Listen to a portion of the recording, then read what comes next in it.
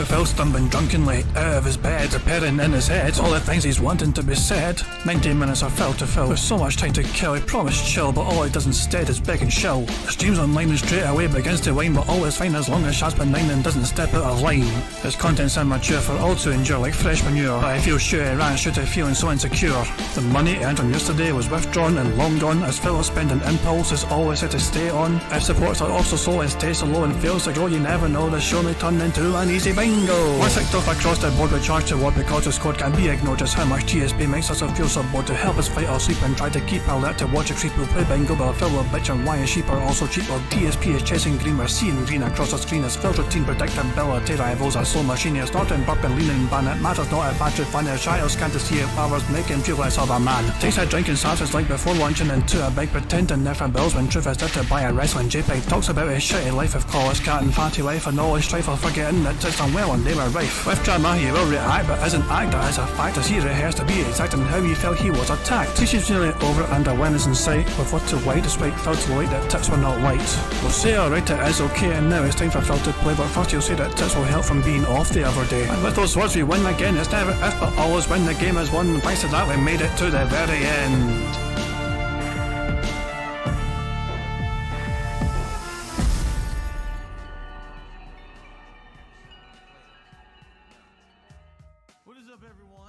Hey guys, King Jad here, and welcome back to DSP Bingo for what is today, Sunday, 20th of August, 2023.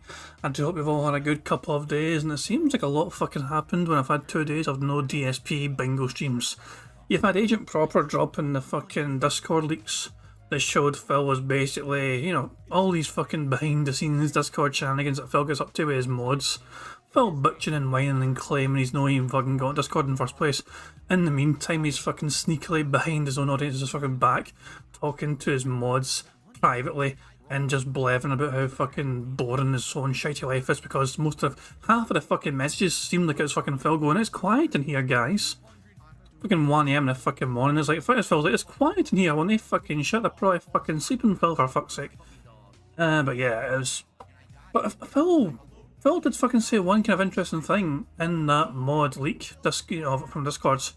He claimed that he's not had any contact with anyone outside his mum and dad, on his family side anyway. But disregarding his mother and father, right? He's talked to them, he's in constant communication with them, but aside from that, he has talked to nobody whatsoever in his family for 9 whole years. Which means that infamous picture of him and Kat sitting at a fucking garage, you know, a petrol station or whatever, a gas station if you're American, that must have been Kat. There's always been debate of whether it was Kat or not, it may have been his fucking cousin or some pish. The fact that Phil admitted he's not talked to anyone in his fucking family outside his mum and dad for 9+ years means it cannot be randomly his fucking cousin from that fucking town. So it's either Kat or Phil's cheating on Kat with some sort of fucking beached whale. It's one of those two situations. And what one's more fucking likely here? Kat. So there we go. What else fucking happened, obviously? Game Cucker's gone. Game Cucker has left the building. They had a very fucking sad tale to tell, and Phil Burnell read out his rather heartfelt message to the community. You want to hear some of it? Here is some of it, courtesy of Aquatil clipping it. So I'll just go bigger mode here. This is what some of the things that the Game Cucker had to say. Hey everyone, I have some bittersweet things to say today. I've already sent Phil an email about this, so he knew that this was coming. I've been considering this for a couple of weeks, when it would be the best time to step away from my engagement with Phil's streams, and I eventually settled on today. Basically, my life this year has not gone the way that I wanted it to. It's not a problem with money or trolls, it has to do with my responsibilities. My work has just become more and more busy. Plus, I've been needing to give support to an increasing number of people in my life, on top of my own health not being at its best at this very moment. As a result, I've ended up with very little time to watch Phil's content at all, and I'm seeing the signs that I need to commit to a shift in focus. Isn't it incredible that a fucking dedicated whale has to fucking give some sort of fucking notice of departure, like their own leaving notice? They handed in a fucking 4-week notice to a fucking, main, contributor that they fucking give money to. By the way, boss, I'm going to fucking have to leave, so I'm going to fucking have to stop paying you now to fucking play games poorly. By the way, as a parting gift, he's $150 fucking dollars. This fucking heartfelt message from Game Cucker came with a $150 tip as well. And there's an interesting post from Dark Side of Flow on Twitter. Notice how when Gamecracker said that his health was failing, Phil didn't show any sympathy whatsoever, didn't even mention it. And then Super Crazy as well down here mentions not only that, but after he read the tip, he turned it into a story about himself. That is what Phil Burnell does best, he makes it all about himself. If I can fast forward, let me just think. Fast forward to this point here, when Phil was finished reading the message, and then he fucking, of course, he goes all cloud mode for some fucking reason. Those messages, okay? So rather than feel, oh, he chipped, oh, where's the hat? Where's the vest? Oh, where's the glasses? The glasses, Phil. Instead, I wanted to fucking read the messages and let's talk about them and let them sink in first before we start freaking out about a contribution like some. I mean, you know when it fucking freaks about contributions for fuck's sake, especially if it's a fucking lack of them. This is bizarre as all fuck, yeah. So Gamecracker has fucking left the building, they're gone because apparently health was not doing too great and all that shit, and Phil had zero sympathy or fucking whatsoever for that fucking situation. But it is what it is, Gamecracker is finally gone, so who's going to fucking step up and fill the shoes that Gamecracker is, you know, and those are some big dented shoes to fill, to give $30 per fucking day. But apparently, Gamecracker has organised with somebody who wants to remain anonymous to fucking keep track of his stats. So don't worry, Prophet. Gamecracker has entrusted someone else, I think it's Super Blind Man, to keep track of Phil's Street Fighter 6 shenanigans. So there we go. Okay, let's just get Bingo set up. Let's not waste too much more time. Phil's going to come back very soon apparently, and the show's going to start earlier than usual, I think, because Phil said, okay, RB, and then we'll begin, so he started fucking like 5 minutes ago. Oh, he's back, so okay, let's just fucking get the wheel spun and determine today's Bingo card criteria. Tell you what, I fucking loved having 2 days off. It was kind of weird having 2 days off from DSP stuff, but I fucking really enjoyed it. Nice to get 2 days of detox. Now is the word that we heard. Fantastic stuff. I need a number between 1 and 200. The very first number in chat I see will be the one I use for today's Bingo card. 47 is the first one I saw from Toad Skull, who definitely jumped the gun there, but I'm not going to fucking blame him because he was prepared. Fair play to him. So, we're going to go with a 47th Bingo card. And here we go. Hold on, let me just 47th Bingo card with a 48th result. And here we go. The card on the right hand side is the one we have for today's Bingo antics. We'd failed to say now, oh, here's the thing, him explaining something, and Tim giving a years ago story. You got him saying what I mean by that is, him saying day off, tips, chill, and Tim scratching his stash. The third row is Phil saying comment, life, him snorting, him saying wrong, and Tim slapping that leg. The fourth row is Phil saying admittedly, him doing a Y or a T-pose, him saying meaningful, him doing hand grasp, which is where to demonstrate something either going up or down in numerical value, and Tim saying you know what I mean. And the fifth and final row is Phil laughing, him doing siege mode, which is where he folds and crosses his arms, him using hateful slurs, him pointing directly at the camera, and finally him saying detractors or trolls. Phil's still not fucking live yet, would you check that out? Okay, cool. I just keep going back to the stream just to make sure Phil's not gone live yet, so no... I don't know whether I can fucking build ups and speed up just or not, but it looks like Phil is not going live as of yet. But yeah, I think it's a very strong card, and hopefully we can, you know, start off this Bingo wee week here of, you know, hopefully we can get a fucking full house, you know, it'd be great to get another fucking full house. So let me just save this card very quickly, and then I'll go through, in case people are new, I'll go through kind of wee rules of Bingo. Which is obviously, a lot of it is kind of self-explanatory, but for people who are new, I'll just explain what's going on. So I can remove that, I can keep that there, fantastic stuff. And yeah, let's just go over to the Bingo board side of things, and I'll just explain very quickly to you guys, in case you're new to the stream, of course, you know what I mean, how we can get free spaces for the Bingo card you're about to see on screen before you. So, this Bingo card you can see right now, there's plenty of ways for us to get free spaces for this card. For example, if Phil snorts 20 times, or burps 10 times, before he starts recording for gameplay for YouTube, that gives us a free space. If Phil gets 100 likes and blows bubbles for his dumbass audience before he starts recording for gameplay for YouTube, that too will give us a free space. If we get 100 likes on this very stream right here, not only will it give us a free space as well, but you guys will also get to see the bubbles animation that picks up animations so very kindly made for us all to enjoy for getting 100 likes. So there's one way you guys are in full control of us getting a free space, the other ways are basically controlled by Phil and his stream and audience. And of course, if we get a full house of 25 out of 25, one of you guys can potentially win a full house Bingo prize, but to make sure you're eligible to be in with a chance of winning, you've got to make sure you have a comment on the community post which is linked in the description of this live stream. That community post will run from the start of August to the end of October. So if you're ready to comment in that time, then congratulations, you don't have to worry about trying to re-add it or anything. But yeah, that link will basically fucking exist in the description of each live stream between the months of August and October. And then once October ends, there'll be a brand new poll for the next 3 months where people have to re-add their names. So yeah, if you want to have a bit of a chance to win $25 prize for us getting a full house, make sure you leave a comment on that community post. That way your name will be added to the wheel when I spin it to pick a winner. So there we go. With all of that being said, I think we're just waiting for Phil to go live. I'm surprised she's not live yet, because I thought she was going to start going live very soon. Of course, but there's one more thing, of course. We have autos. Well, I thought we had autos. Where the fuck are they? Oh, fuckers were there a second ago. I swear they were there a second ago, they fucked off. But we have autos should we fucking need them. They're just fucking camera shy right now or some pish. Get the fuck back here, little fuckers. For fuck's sake. But anyway, yeah. We'll have autos should we fucking need them. So yeah, aside from all that, you know, I don't think... I mean, there's a couple of big things also happened. The fucking mod, Discord mod leaks, Agent Proper, you know, unleashed upon the world, you know. It was quite interesting in a sense, you know, for sure. Like, I mean, what I will say is that Phil's kind of stories that he gives to his normal YouTube audience are somewhat consistent with this kind of stories he also spins towards mods, you know. There is a wee bit of consistency there, you know.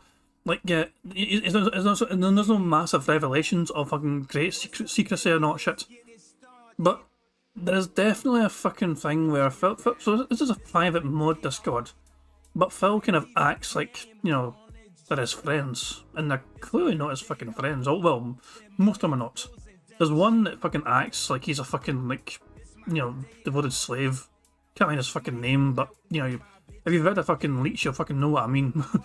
You know, one of them fucking goes fucking very weird behaviourally, you know, fucking the way he fucking talks and reacts to Phil. Not Swaggins, no, it was someone else. It was someone else. It was, I can't remember his fucking name. It might have been Swaggins by a different fucking name for all I fucking know, because I know he's in there, but it's some other fucking nutter. It wasn't King Gawkin, no, it's some, I think it's somebody beginning with F or some pish, I don't know. I might need to, like, re-educate myself on that mod leak, actually. Hold on, can I fucking find it? Hold on. Let me pull up Agent Proper's fucking tweety stuff. I think it was this fucking fan. I think it was fan of Lovecraft. That was a kind of weirdo, kind of obsessed, kind of, you know, yes sir Phil fucking shit. Where's your link to the there? Is there? Yeah, that's fucking shit. This is the mod. In case you've not seen it yet, guys, this is the fucking mod Discord leaks. Jesus Christ, man. So yeah, remember Phil says he doesn't have a Discord? Exhibits A through Z. Like 64 different images. Read and fucking weep. Ah, Christ almighty. Phil's still not live yet. Oh, he's got to blow his nose before beginning. Wow, thank fuck Phil told everyone that he had to blow his fucking nose before beginning. Thank fuck the Phil, instead of Phil actually immediately going to grab a fucking handkerchief to blow his nose, he's thought, my nose is runny. I better make sure my audience is aware that I need to fucking go away from my keyboard and I need to blow my nose, rather than just fucking getting up and blow my nose right fucking now. I was like, no Phil, your audience didn't fucking need to understand that you needed to blow your fucking nose. You just fucking get the fuck up and blow your fucking nose. And that's it, situation dealt with. Phil's life is so fucking devoid of actual interaction with our fucking people, he thinks he has to fucking tell them absolutely fucking everything. And of course, people are wondering who the fucking mole was in Phil's Discord. I don't actually know. I've not looked into it too much myself, but I think they're gone. I think it's safe to say that they're gone. Because I think Phil sussed who it was. If I'm understanding correctly, I'm pretty sure Phil kind of figured out who it was, and they were gone within like a couple of hours. Within, yeah. Phil, I think Phil gave an ultimatum to them, like leave or you'll be forced to leave. And after like 2 hours, Phil just fucking struck the banhammer down. But yeah, DSP is saying, lol, that was pretty dumb in my opinion, and there's really no way to ever know that. The meter burn version, oh fuck, that's just Street Fighter fucking talk, who the fuck cares? There was one thing kind of weird from Phil's message about Game Cooker. You could actually hear Phil's Discord in the background. go off during it. Maybe I should try and find that very quickly before Phil goes live. Because it's very easy for me to find. Just give me a second here and I'll see if I can find it in the transcript. Just give me a second here. It says literally right before it. So here we go. No, not that one. Not that one, not that one. Oh, here we go. This is where he said it. Here. Listen to Phil's Discord here, okay? See if you can hear it. No, but it would help if I fucking unmuted Phil's fucking video, wouldn't it? Jesus Christ. Right, he's still not live yet, good stuff. So everyone please listen up. For those who don't know, Game Tracker has been literally consistently There it is. Did you hear it? Did you hear? Did you hear it? During him saying consistently, he says it. One more time for those that didn't hear. Listen for him saying consistently, and in between the end of the word consistently, you hear a little beat go off from his Discord. This is from Phil's own channel. This is not a detractor we upload with our own Discord noises in the background. My Discord's on silent anyway, so I don't fucking get notifications going off that way. No. This is from Phil's own channel, his own fucking video. And this is his Discord going off while he's doing a fucking podcast. For those who don't know, Game Tracker has been literally consistently supporting. There it is, you sneaky little rat bastard. Look at you fucking trying to deny you don't have Discord. Try telling your fucking audience you don't fucking have Discord now. You literally can hear it in your own shitey ass content, you drunken idiot. Anyway. Phil's beginning the show right now, so fucking hooray for that, I guess. After 2 whole days of no bingo, hopefully we can fucking get a full house bingo today, so I guess we'll just have to wait and fucking see. Fingers crossed. Reminder once again, guys, if you've not left a comment on a community post and you want a chance to win a prize if we get a full house, make sure you leave a comment on a community post, which is linked in the description of this live stream. So there we go. But yeah, Phil is oh, he's actually got a wee intro today. Okay, so let's just begin the bingo right now then, and we'll see what Phil has to say to introduce today's podcast. Fingers fucking crossed.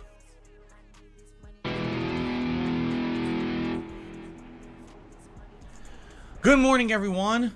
On today's show, we're going to talk about why the schedule has changed for the week and why I'm no longer playing the Mortal Kombat 1 beta. I have quite a lot to say about it, lots of details to cover, and I'll explain also why we're doing something completely different today. Pretty unexpected. All this and more on today's Level 1 podcast. I mean, all this and more? That was one fucking thing you told us about. Oh, I'm not playing the fucking beta anymore. All this and more is one fucking thing you fucking mentioned, you boring dick. Basically, if you want to know why Phil's not playing MK1 anymore, all you need to do, right, is go to his fucking shorts channel. Did you know that Phil uploaded a fucking MK1 beta short after playing it last night? Did you know Phil used his phone to film it as per usual, but because his fucking ring light makes him look like some sort of fucking ghoul? Have you seen this fucking face?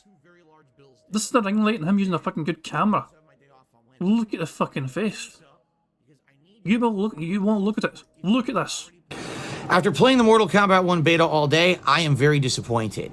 As a fan of fighting games and a fan of this franchise, I don't know what they were thinking. They have huge competition in Street Fighter 6, which had 2 incredibly successful betas and a huge, great launch in June.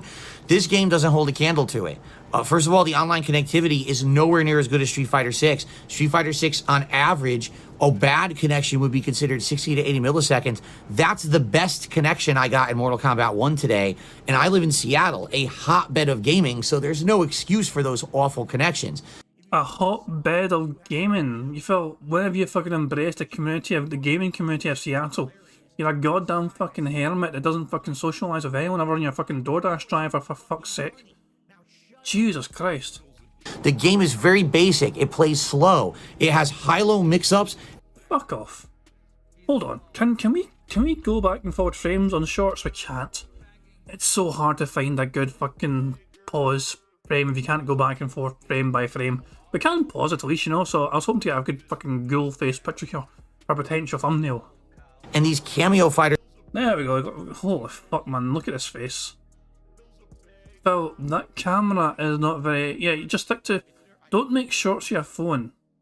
Your face does not welcome it. is the highlight, but it has wonky floaty jumps, imprecise normals, moves that look like they miss but still hit. It just isn't up to snuff with what Street Fighter 6 is. The best thing it's got going for it are the graphics, and even that's not as good as Street Fighter 6. So after a whole day, I was pretty bored. I'm pretty disappointed, and I hope that the final game's better, but to me, it's just not looking so good. So yeah, Phil made a special YouTube short describing his displeasure with the MK1 beta. You've heard, so everything you just heard there, you're going to hear repeated here on this podcast. So, yeah, brace yourselves for that, I guess. Let's just skip forward past this crappy fucking intro. Oh, here we go. Okay, ready? Right. Bingo time. Good luck, everyone. Here we fucking go. Fingers crossed. DSP to be bitch. Alrighty, everyone. Good morning. Today is Sunday, the 20th of August, 2023. I'm DSP. And man, have the plans changed for what we were going to be doing this weekend. I mean, originally, I was going to try to play the Mortal Kombat 1 beta all weekend long. Per talking with you guys over the last week, we essentially decided that maybe we shouldn't play it all weekend, but we should still do a Street Fighter 6 community night tonight, because this is probably going to be the last opportunity to do a community lobby for a while. And I agree. So we were going to do 3 streams of the Mortal Kombat 1 beta. And yesterday I came back from my day off, full speed ahead, ready to hit the ground running with MK1. And wow. I mean, that's all I really have to say. I was kind of shocked at how this beta performs and how they expect that this beta is going to sell games, except for the fact that after I played it and was honest with my audience, I was met with a big backlash, not necessarily of criticism, but of confusion, because everyone started to tell me that I'm the only person criticizing the beta. Well, Phil, let's look at it this way. Most people have fucking played the game, especially fucking people prominent in the fucking fighting game community, have praised the game for being quite a good fucking game. You're the only one that seems to have fucking problems with it. Does that mean it's a fucking bad game? No, it means there's something wrong at your end, which is causing you to have a bad fucking problem. Probably you're playing on fucking Wi-Fi, plus it's a fucking beta of the fucking game. Steve Red is asking, was that a leg slap when he flung his hands up then down? That was him clapping his hands. It was kind of weird. He kind of put his hands down, but it wasn't a leg slap. He will definitely do a leg slap, it's a guarantee pretty much, But in that situation, he kind of just fucking brought his hands down and kind of just clapped them together. So that slapping to him was not him slapping his leg, it was him clapping his hands together, basically. So yeah. Oh, Phil's got a fucking big tip. Oh no, I was just super chat already. Hope you're doing well, Phil. I got 4 out of 50 players at a convention for Street Fighter 6 that had a massive pop bonus for top 3. I fought 3 Kens in my bracket path and other characters. Marisa is high tier in my opinion.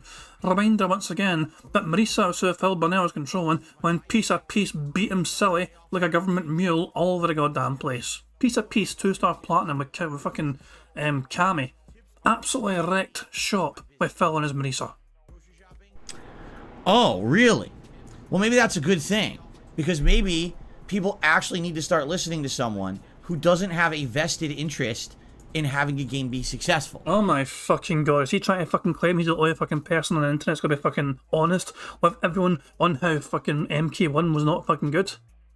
Is he really about to fucking pull that card where every single other person that praises the game have some sort of vested interest? Phil, you bought a $300 joystick.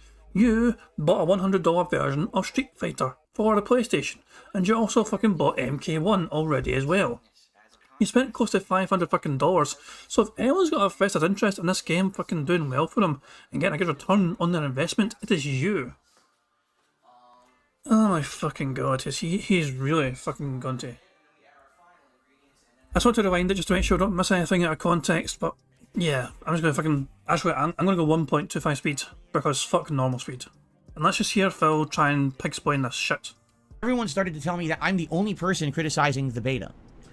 Oh, really? Well, maybe that's a good thing, because maybe people actually need to start listening to someone who doesn't have a vested interest in having a game be successful. Really? Because at this point, it's starting to get pretty annoying, alright?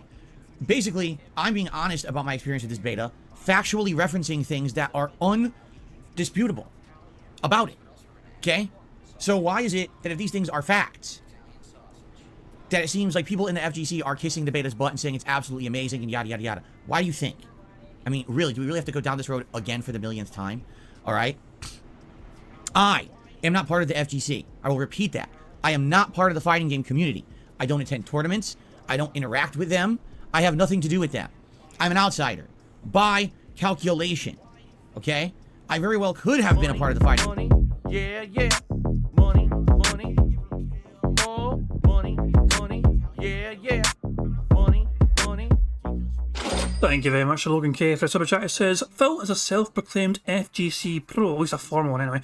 He should want every fighting game to do well, because by Phil's own logic, if the game is good, people will tip him. It's a pretty good fucking point in my opinion as well, yeah.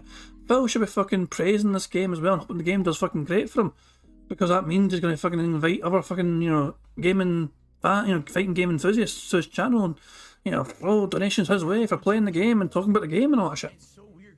Phil has to be Mr. Contrarian. He has to fucking be the one that's fucking saying something different than everyone else, because he's desperate to try and stand out from the fucking crowd. I have heard so many people, not just FGC people, but literally fucking random, I've heard other detractors who have nothing to do with the FGC whatsoever praise MK1 beta. Is that a perfect fucking game? Of course it's not fucking a perfect fucking game, but it's also a fucking beta. And the problems that Phil had, a lot of the problems that Phil had anyway, can probably stem from him and his own setup. Like, he's playing on some sort of Wi-Fi connection and he's fucking experiencing lag. Maybe don't fucking play the game on Wi-Fi then, Phil. Just saying. Outsider. By calculation. Okay? I very well could have been a part of the fighting game community, but during the era of Street Fighter 4, I saw the writing on the wall, and I distanced myself from them on purpose. More like fucking Jaha distanced you from everyone when they fucking run into you with a fucking shield sending yours flying across the fucking hall. Alright? This has allowed me to be an independent. This has allowed me to be vocal about things that I see going on from a unique perspective that they will never give you. You have to understand something about people in the fighting game community, okay? For the most part, they are incredibly dependent on new fighting games becoming popular, getting views, and being successful. They need those three things. If they don't get those three components, they have nothing to do. Do you get it? If someone out there is known to be a guy in the fighting game community or a gal in the fighting game community who plays them, goes to tournaments, covers them, does tutorial videos, does grind sessions, has people come and support them because of that. Now, what if the game sucks? Well, now no one cares. So now what do you do? Right? This, case in point, is exactly what happened with Street Fighter V, okay? Street Fighter V was a terrible game. I don't care what anyone wants to say and argue with me. Street Fighter V was a terrible fighting game. It was one of, if not arguably, the worst numbered Street Fighter installment ever created. From the launch to the end of its life cycle, it was not good. It got better, but it was not good. Money, money. Yeah, yeah. Money, money. Oh, money, money. Yeah, yeah. Money, money. Thank you very much for Sinful Dreams for the super chat. It says, I remember a sissy crying in a parking lot, Phil. I mean Mike Watson and Jaha fucking just squaring up to him and Phil going, I'm an alcoholic, please don't hit me. And then fucking just feeling so sorry for him, didn't fucking touch him. Jesus Christ, man. Yeah, fuck me, man. I'm pretty sure the FGC are quite thankful that DSP is fucking as far away from them as possible. Although, who's the one that keeps mentioning them? Phil Burnell. Phil Burnell is the one that cannot stop talking about the FGC. I've not seen anyone in the FGC talk about DSP when they've been talking about MK1. Every single person I've seen discuss MK1, I've seen a couple of people, I went and looked out to see a couple of people talking about the fucking thing, and unless I missed it, I didn't see anyone in the FGC community talk about DSP when they were talking about MK1. But look at Phil Burnell on his podcast, when the first fucking few minutes, then you got him talking about the FGC and how they all need to fucking love the game because they have to. Yeah, yeah. Money, money. Oh, money, money. Yeah, yeah. Money, money. Thank you very much to Aviga for the super chat. He says, I remember Raven walked by and called him a bitch. Yeah, it was the greatest drive-by in human history, in my opinion. In fact, you have inspired me to try and find it. Hold on. I can't even fucking find it now because it's just so good. A classic from Pixar Animations. Give me a second, yeah, I want to fucking find it now. Need to find Pixar's channel first of all. Fuck me, I probably don't know these. I just went to one fucking. Hold on! I will find you. And I will laugh at this. The greatest drive-by ever. Captured brilliantly by Pixar Animations. Money, money, yeah, yeah. Money, money, Oops. oh, money, money, yeah, yeah. Money, money. Thank you very much to Mastodon the Pizza Slicer for a super chat. It says the Game Cooker's farewell tip give too much of a money buff. Phil seems a little too smug right now for my own liking. I mean, who knows? It's possible, you know what I mean? It's just one of those things where Phil is always going to fucking act smug as hell because he's going to feel like he's the only one that saying something different, so he's going to stand out.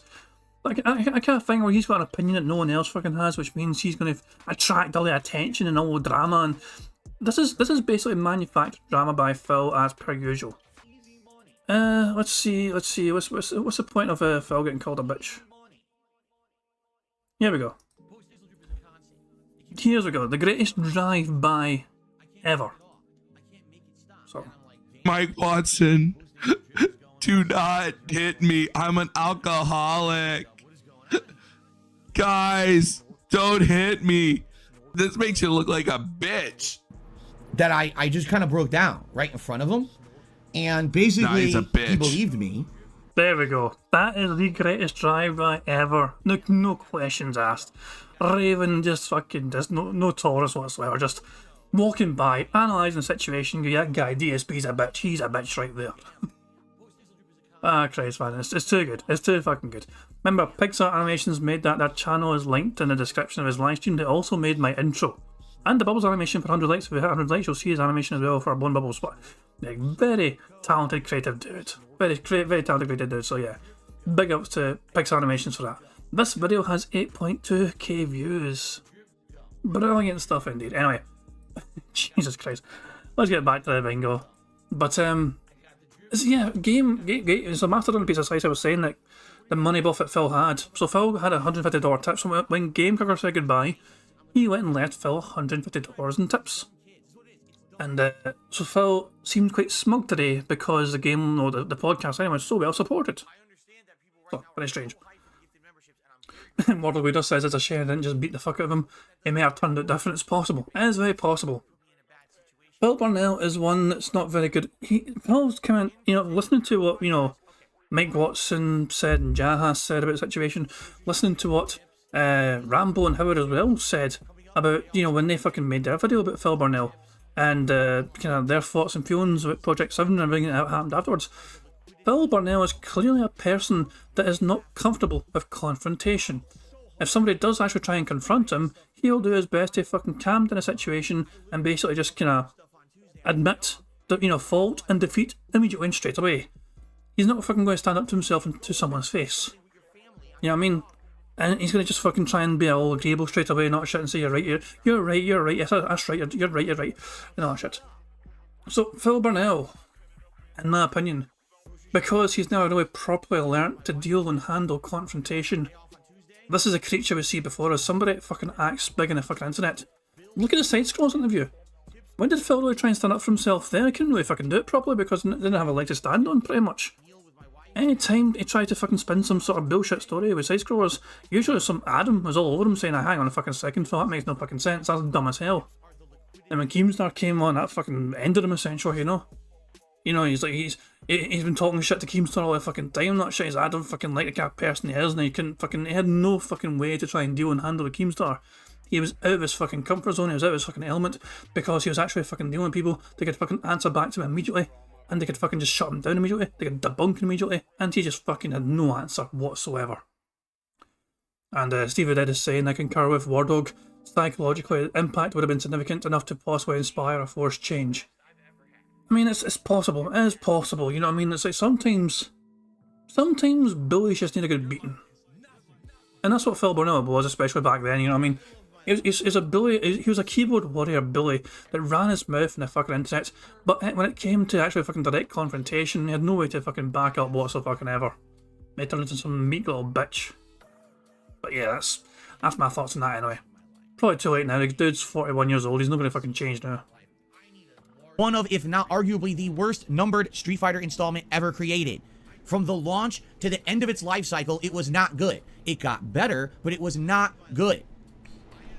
Why did it take until the release of Street Fighter 6 for pro players to finally come out and publicly admit it? 7 years. They lied to everyone and claimed that the game was good.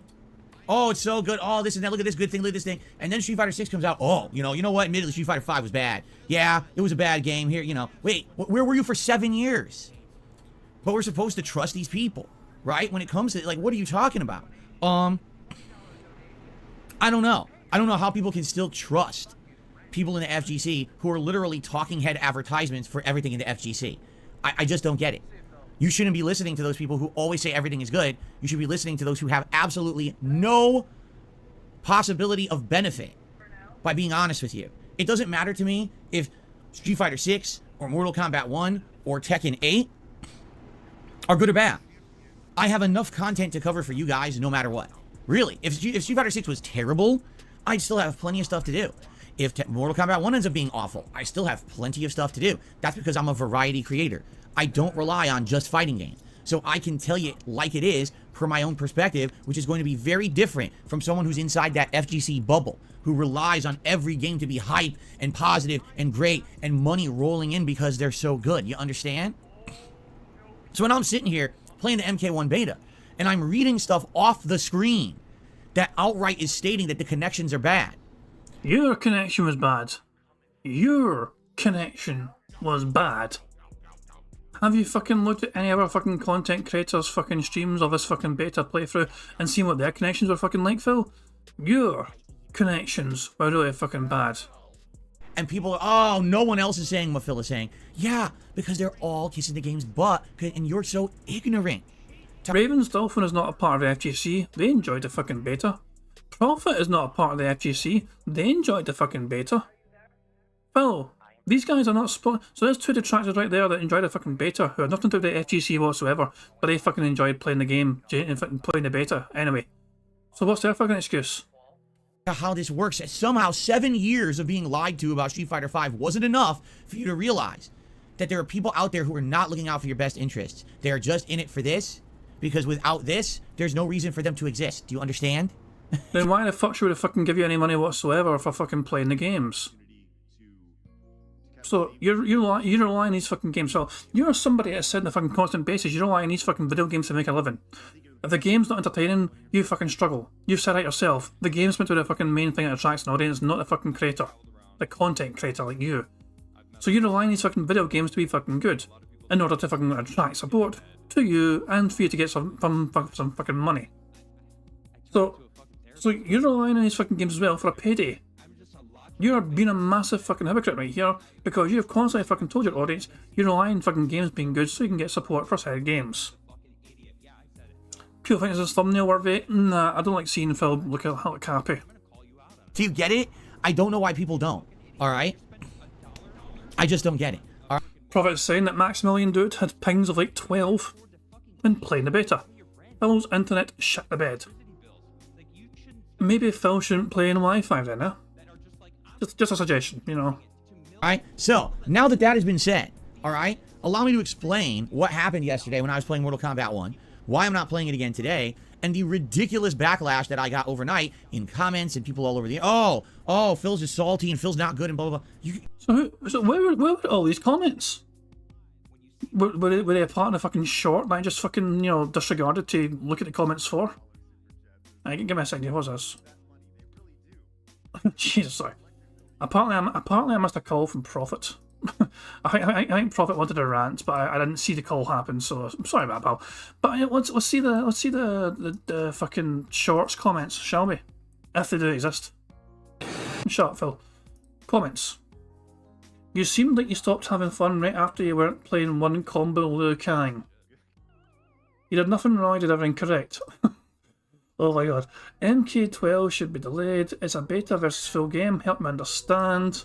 Did Phil help him understand? No. The game comes out in a few weeks. What is hard to understand? Let's be honest, these betas are no longer real tests. Most of the time they're meant to hype people up for full launch, saying you can't judge a game by its beta is silly. Blah blah blah blah. Some more. He literally said the beta is worse than the beta of Street Fighter 6 as well. Nothing I can do. I agree with that. MK1 versus Street Fighter 6 beta. AI pop quiz from OP because he's a fucking fanboy. Who cares what they have to fucking say? The Mortal Kombat fanboys are about to start crying, says Don Mac. So, Cobalt Rax the One says, okay, Phil, I may not know about the gameplay stuff, but you're really wrong on the graphics department. How exactly? They are not as good. MK has always been the most visually impressive and they have completely different styles anyway. Pretty biased of you there, sorry. Interesting fucking point. Jonathan... Oh, I don't know, shut up. Didn't mean to scroll down past the fucking shorts. Jonathan, whatever, says it doesn't matter how bad the game is, Mortal Kombat is like Smash Bros. It'll sell no matter what. It's fun, but obviously not as competitive as Street Fighter 6. Interesting point. Hold on. Steve is wondering, I can't get over the face, you've been paused. So this face, you think this face is a good pause face? This one right here. Oh Christ, man. So who's all the people in the comments roasting Phil? I cannot see any fucking comments roasting Phil Burnell here. There's a couple that kind of called him out for, you know, maybe questioning the graphics. The graphics are kind of subjective, you know what I mean? People are going to fucking like what they fucking like. But unless Phil's deleted all the comments, we're not bothered to approve those comments. Where are they? Phil could be lying to us all here. Phil could be trying to manufacture fake fucking drama, pretending there was a fucking huge backlash when it wasn't really. I'm just fucking saying. So... Oh, it could be on his actual videos rather than the short. Yeah, it's possible. Hold on. Give me a second here. I'm gonna try and see if it's a good fucking thumbnail face.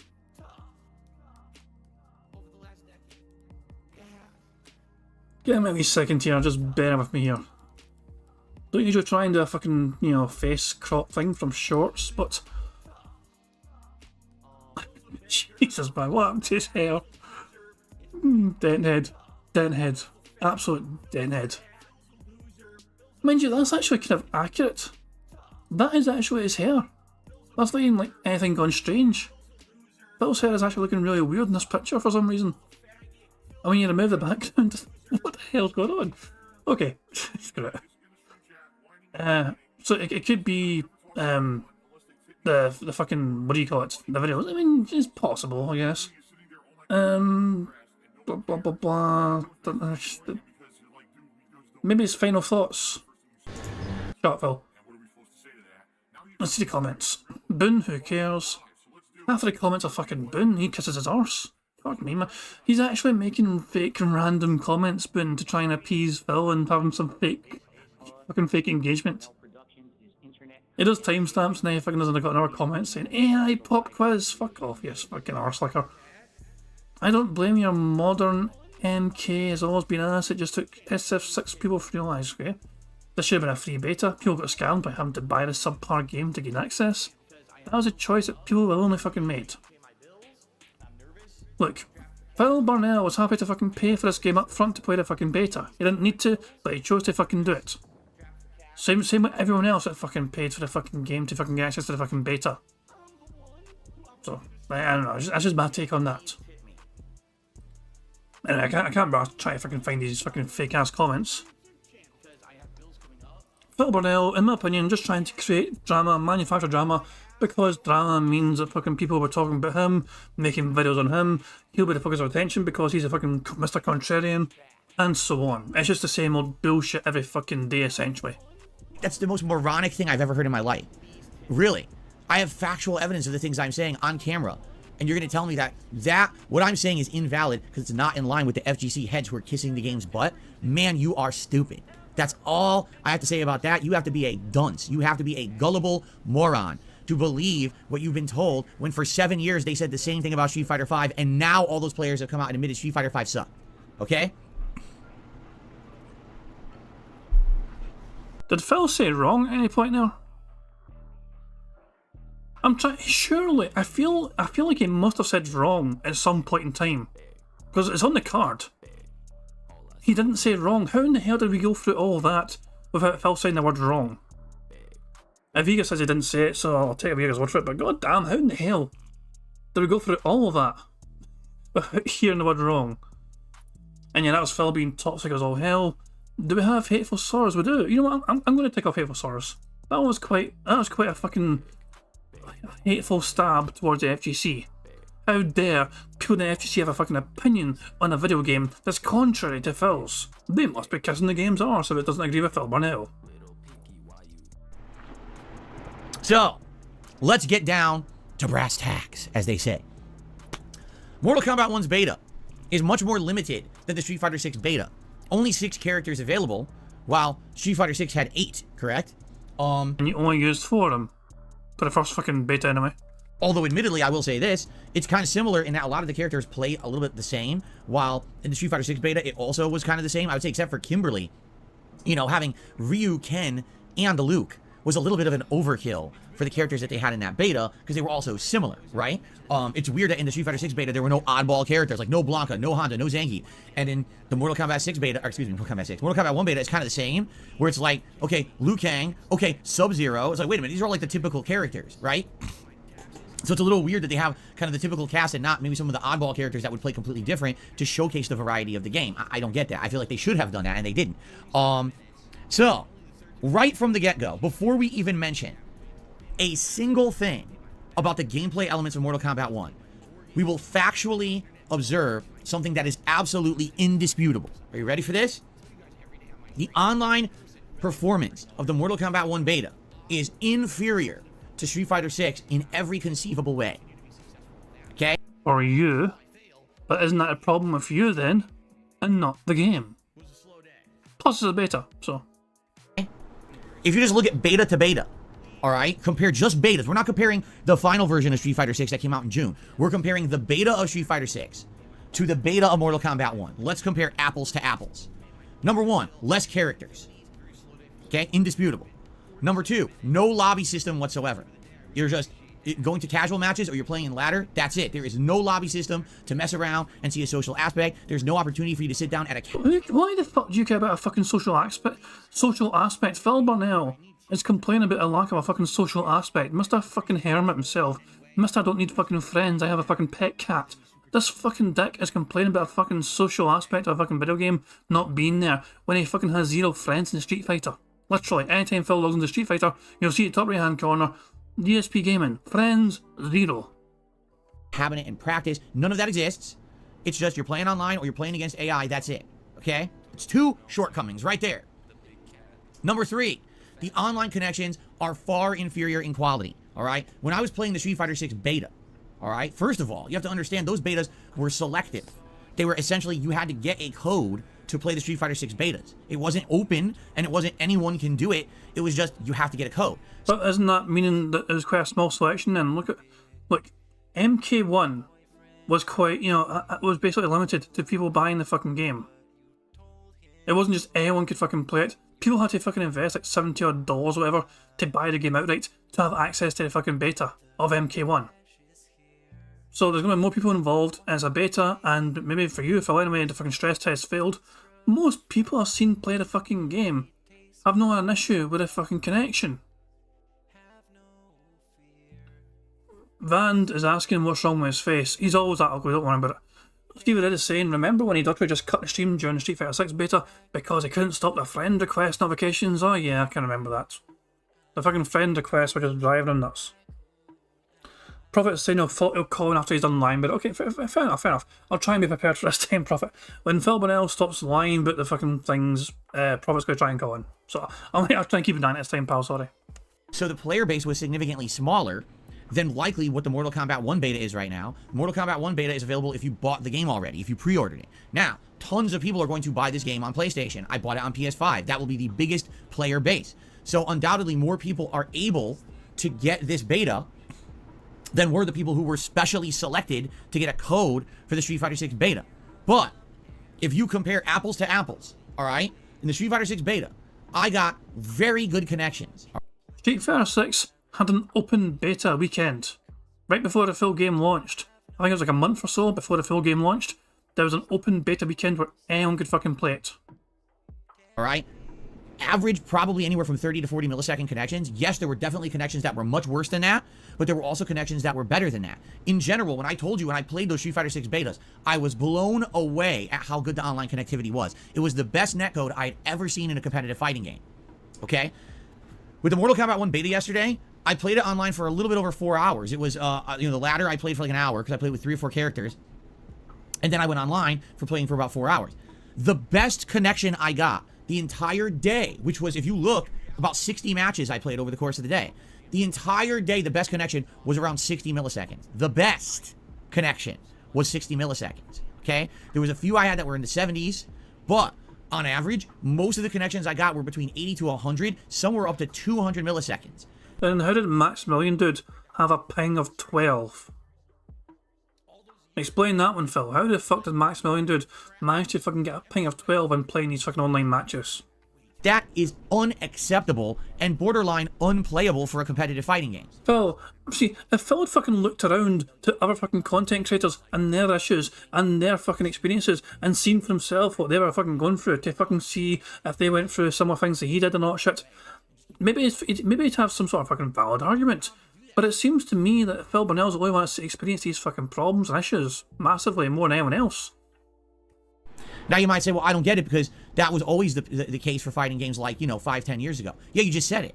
That was the case for fighting games 5-10 years ago, not 2023. And before people start making excuses, I live in the Seattle area. The Seattle, Washington area is a gaming hotbed for this United States country. There's a ton of gamers in this area who are going to be buying and playing Mortal Kombat and are in this beta. There's no excuse that the netcode is that bad for this beta. Not when I just played a beta back in the fall and winter for Street Fighter 6 with the same player base, and it was much better. So just comparing, apples to apples comparison, the connections for Street Fighter 6 were the best I've ever experienced. The connections for Mortal Kombat 1 are essentially more of the same laggy crap. They are nowhere near as good as what you would expect when you just had your major competitor come out and create the new level of standard for what you would want in a competitive fighting game. Okay, I'm just saying, and you can disagree with me, but I'm just telling you. But as a problem, Phil, people did disagree with you, and you've lost your tiny fucking mind about it, and you've turned it into some sort of fucking podcast segment. If you guys go nuts, don't fucking say apples to apples, compare apples to oranges, you daft cunt. Poor of you. But yeah, Phil, it's people have objected to your fucking thoughts on the game, on the beta so far. And you fucking dedicated this fucking start of this podcast to you criticising the FGC for daring to like the fucking game. You put forward your own conspiracy theories out there for daring to like the fucking game, and Prophet apparently is going to try and call in now. I'll see if I can fucking spot him this time then. Hold on. I'm prepared now for fucking Prophet. I missed his call earlier on. In my defence, I didn't see his fucking try to call me, but angry Prophet is funny. It's always funny when Prophet is angry and just fucking wants to rant and vent. So here he is here. Ahoy. Hey. Alright, so what's your get off your chest, what's your thoughts? Okay, so this weekend I've been playing the Mortal Kombat 1 beta on Xbox. My cousin came over with his Xbox because NetherRealm snubbed PC gamers. PC gamers did not get access to the open beta this weekend. That's kind of strange. Yeah, I know, there is a reason behind it. They don't want them to data mine. They don't want to fucking experience what Street Fighter 6 went through, but if getting the fucking game hacked or whatever, okay, I see, yeah. I can see so that then, yeah. They didn't release it. So the release itself was limited to just the Xbox and the PS5. Okay? Now, that means you're going to have a lower player base, plus the fact that the game is not cross-platform, so a lot of people probably were not going to take part in the beta, because you just didn't have player base per console. Now, when I was playing, I was getting pings of around 15 to maybe 100, right? Depending on who I was playing against. I know Maximilian had really good pings and everything like that. Phil stating about he's in a gaming hub for the United States. Gaming hotbed. Right, yeah. So that is true and it isn't true. Seattle is a big area for gaming. A lot of major servers are in Seattle. But you look at what Phil just went through with Comcast, and I'm working on a video here today. Hopefully I'm going to have it uploaded today. where I'm going to go into the Comcast thing. And remember, Phil said he just upgraded his line, but he didn't. He kept his business line the same. He got new hardware, and he upgraded his home residential line. So he's still on that 300 megabits down, 10 megabits up connection with the 5% boost. Yeah. So it's not, he didn't improve anything on his end. And you can see that, like, even when he plays Street Fighter 6, like, he'll get, like, somebody that's pinging, like, 15, 20, and he'll be like, no, that's line. This is so laggy, blah, blah, blah. But it's not lagging. Like, when I watched Phil's gameplay yesterday, there was no lag. Like, the game wasn't stuttering, the music wasn't pausing, there was no dropped frames or anything like that. There was nothing. It was fine. He just got his ass kicked over and over and over again because he tried playing it like it was Super Turbo. As usual. He didn't understand how the combos worked, how you can juggle and everything in it, which you can't really do in Street Fighter. Like, you can do it with, like, a dash rush into combo, dash rush, right? It's not the same game, and he's trying to play it as the same game, and he's not understanding that concept at all. Yeah. So he hated it because he got his ass kicked, like, all day long. I mean, a lot of people called it, to be fair. You know what I mean? Like, fucking Ravensdolphin was fucking... He was calling it before it happened that Phil would drop after one day, and lo and behold, we got Street Fighter today instead. Instead of fucking more MK1. It's going to be Street Fighter because Phil cannot handle putting effort into a fucking new game which he's not fucking that good at. Yeah, and you also look at his comparison between the Street Fighter beta. Street Fighter had a closed beta all throughout that Phil was not a part of. Phil got into the open closed beta twice, right? And then there was that open beta right before the game was launched. Mortal Kombat's had the exact same thing. This is your open beta weekend for anybody that pre-ordered. There's also a closed beta that's been going on forever because I've been watching videos of YouTubers playing it. So there's no difference between what was available in the beta and what's not. All Street Fighter 6 had was the Battle Hub, and then they had the World Tour, partial World Tour mode. That's all they had. In Street Fighter, or in Mortal Kombat 1, you have online, and then you have versus AI. There's no difference there. Like, he's trying to make it like there was this huge difference between the betas. Yeah, Street Fighter 6 had a wider audience. Mortal Kombat has a limited audience. So for the beta access. So here's my thought. So he is claiming as, like, you know, is more laggy on MK1 compared to Street Fighter 6. Is that a problem at Phil's end, or is it just because MK1 is in beta and it may have some more teething issues?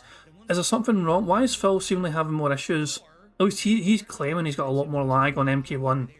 I mean, whether you want to call it an excuse or not, is that something Phil should be able to fucking handle himself? Is it because he's playing on Wi-Fi?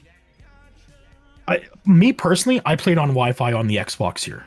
But that's my Wi-Fi, right? My Wi-Fi is configured properly. Phil doesn't know what he's doing, you're right? not some sort of fucking 10 megabit upload either, are you? It's like some sort of dumbass business plan like he is. You're actually on...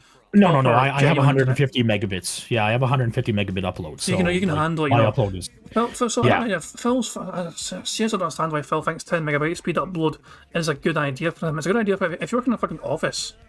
It's a great fucking business plan, sort of fucking internet had to have if you're fucking working in an office. You don't rely on uploading, like, videos at the fucking HD quality over internet to stream. Like, if you want to upload 1080p gaming, 60 FPS, like if you want to stream 1080p 60, and you want to play a game, minimum 25 megabits per second upload.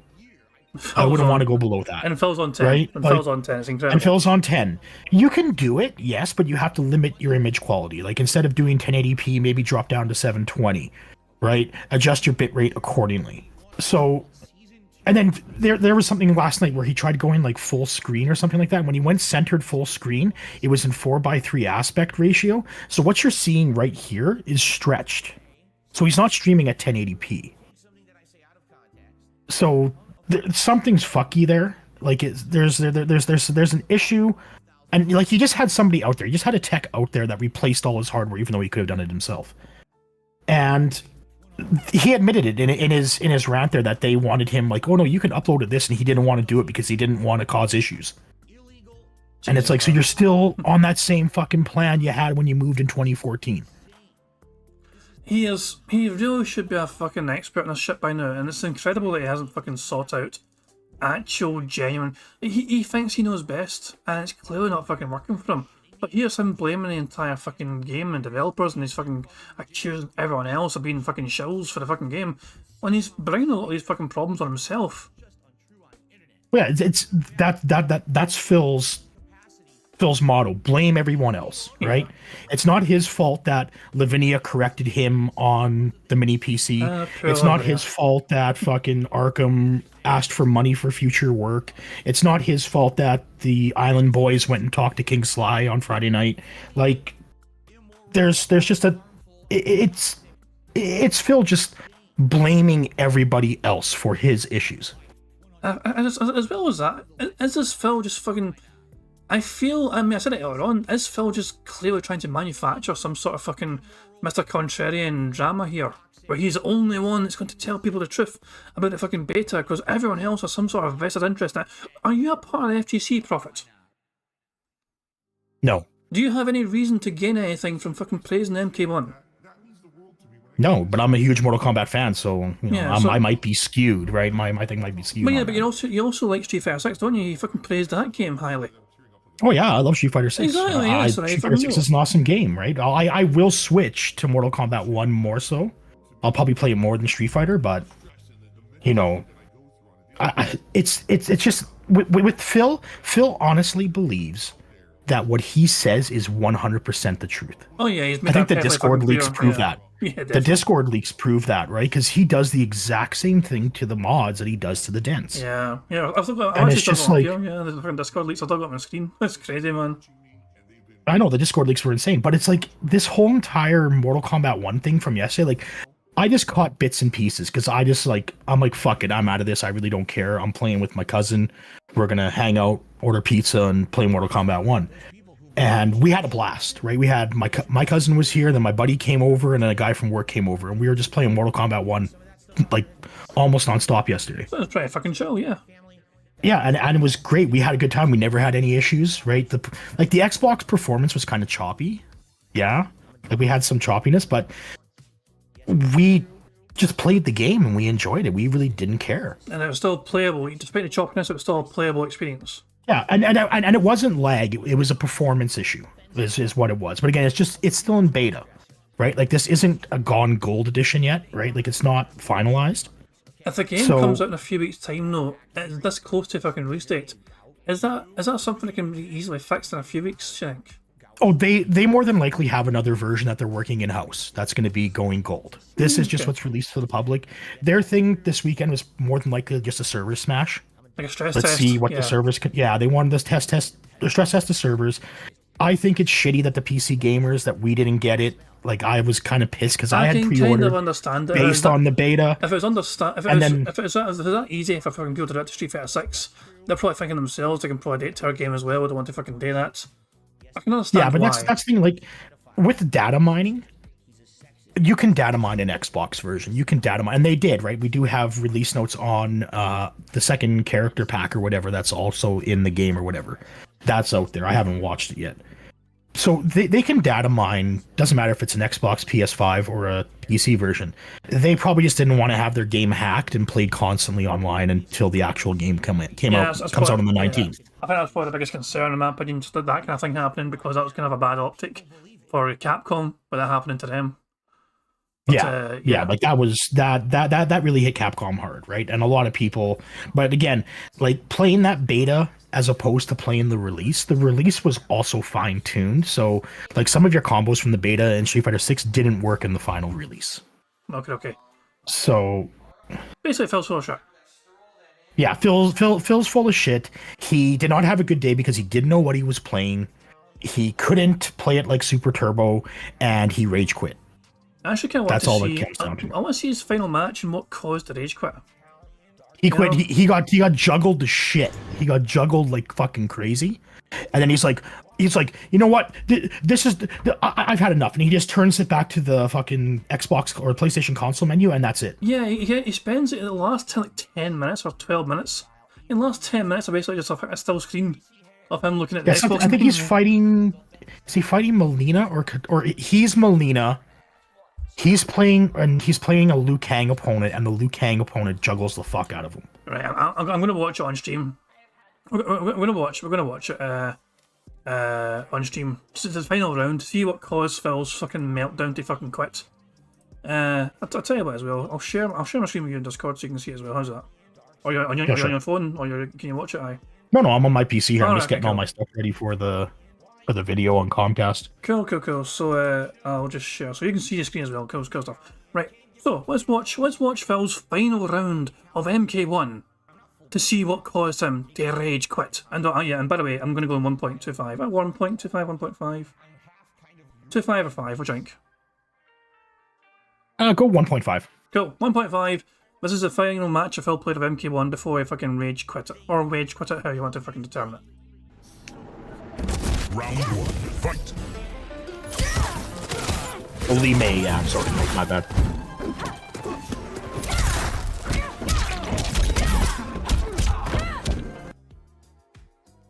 Yeah, Phil's Liu Kang, so I got it backwards. But you can see, like, he's getting juggled, and Phil can't do those combos. He just can't do them the same way.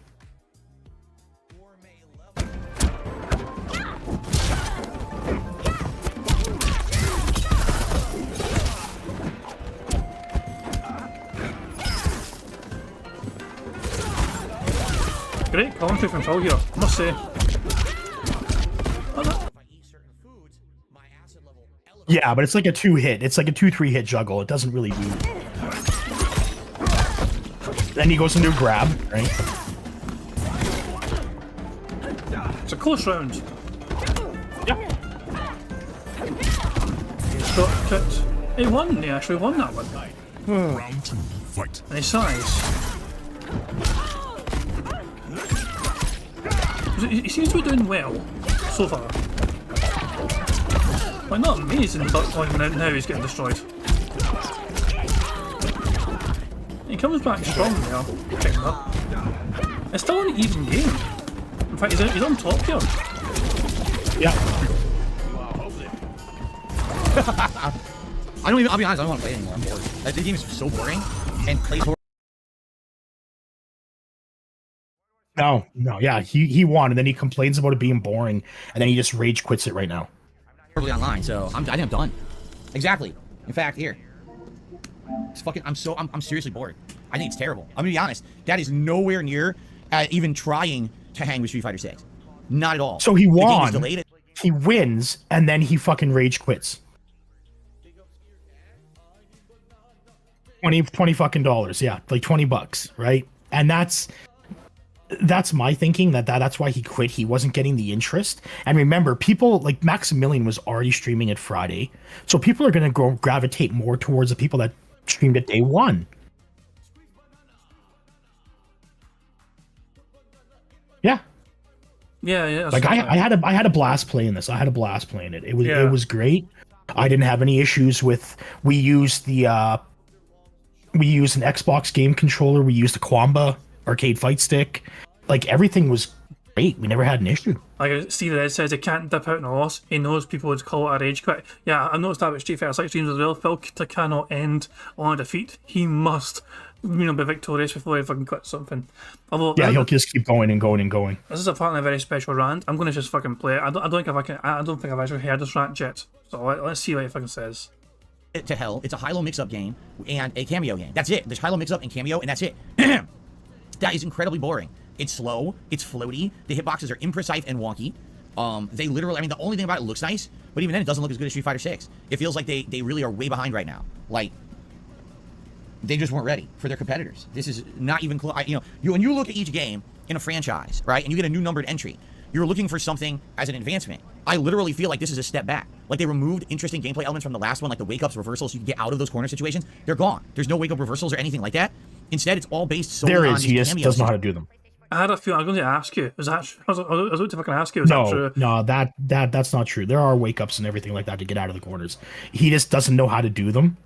Fuck. Like, again, like when this game actually comes out, you're gonna get like another hour of tutorial, right? He's gonna go into the tutorial. He's gonna play an hour, practice everything. He's gonna learn like just the fundamentals.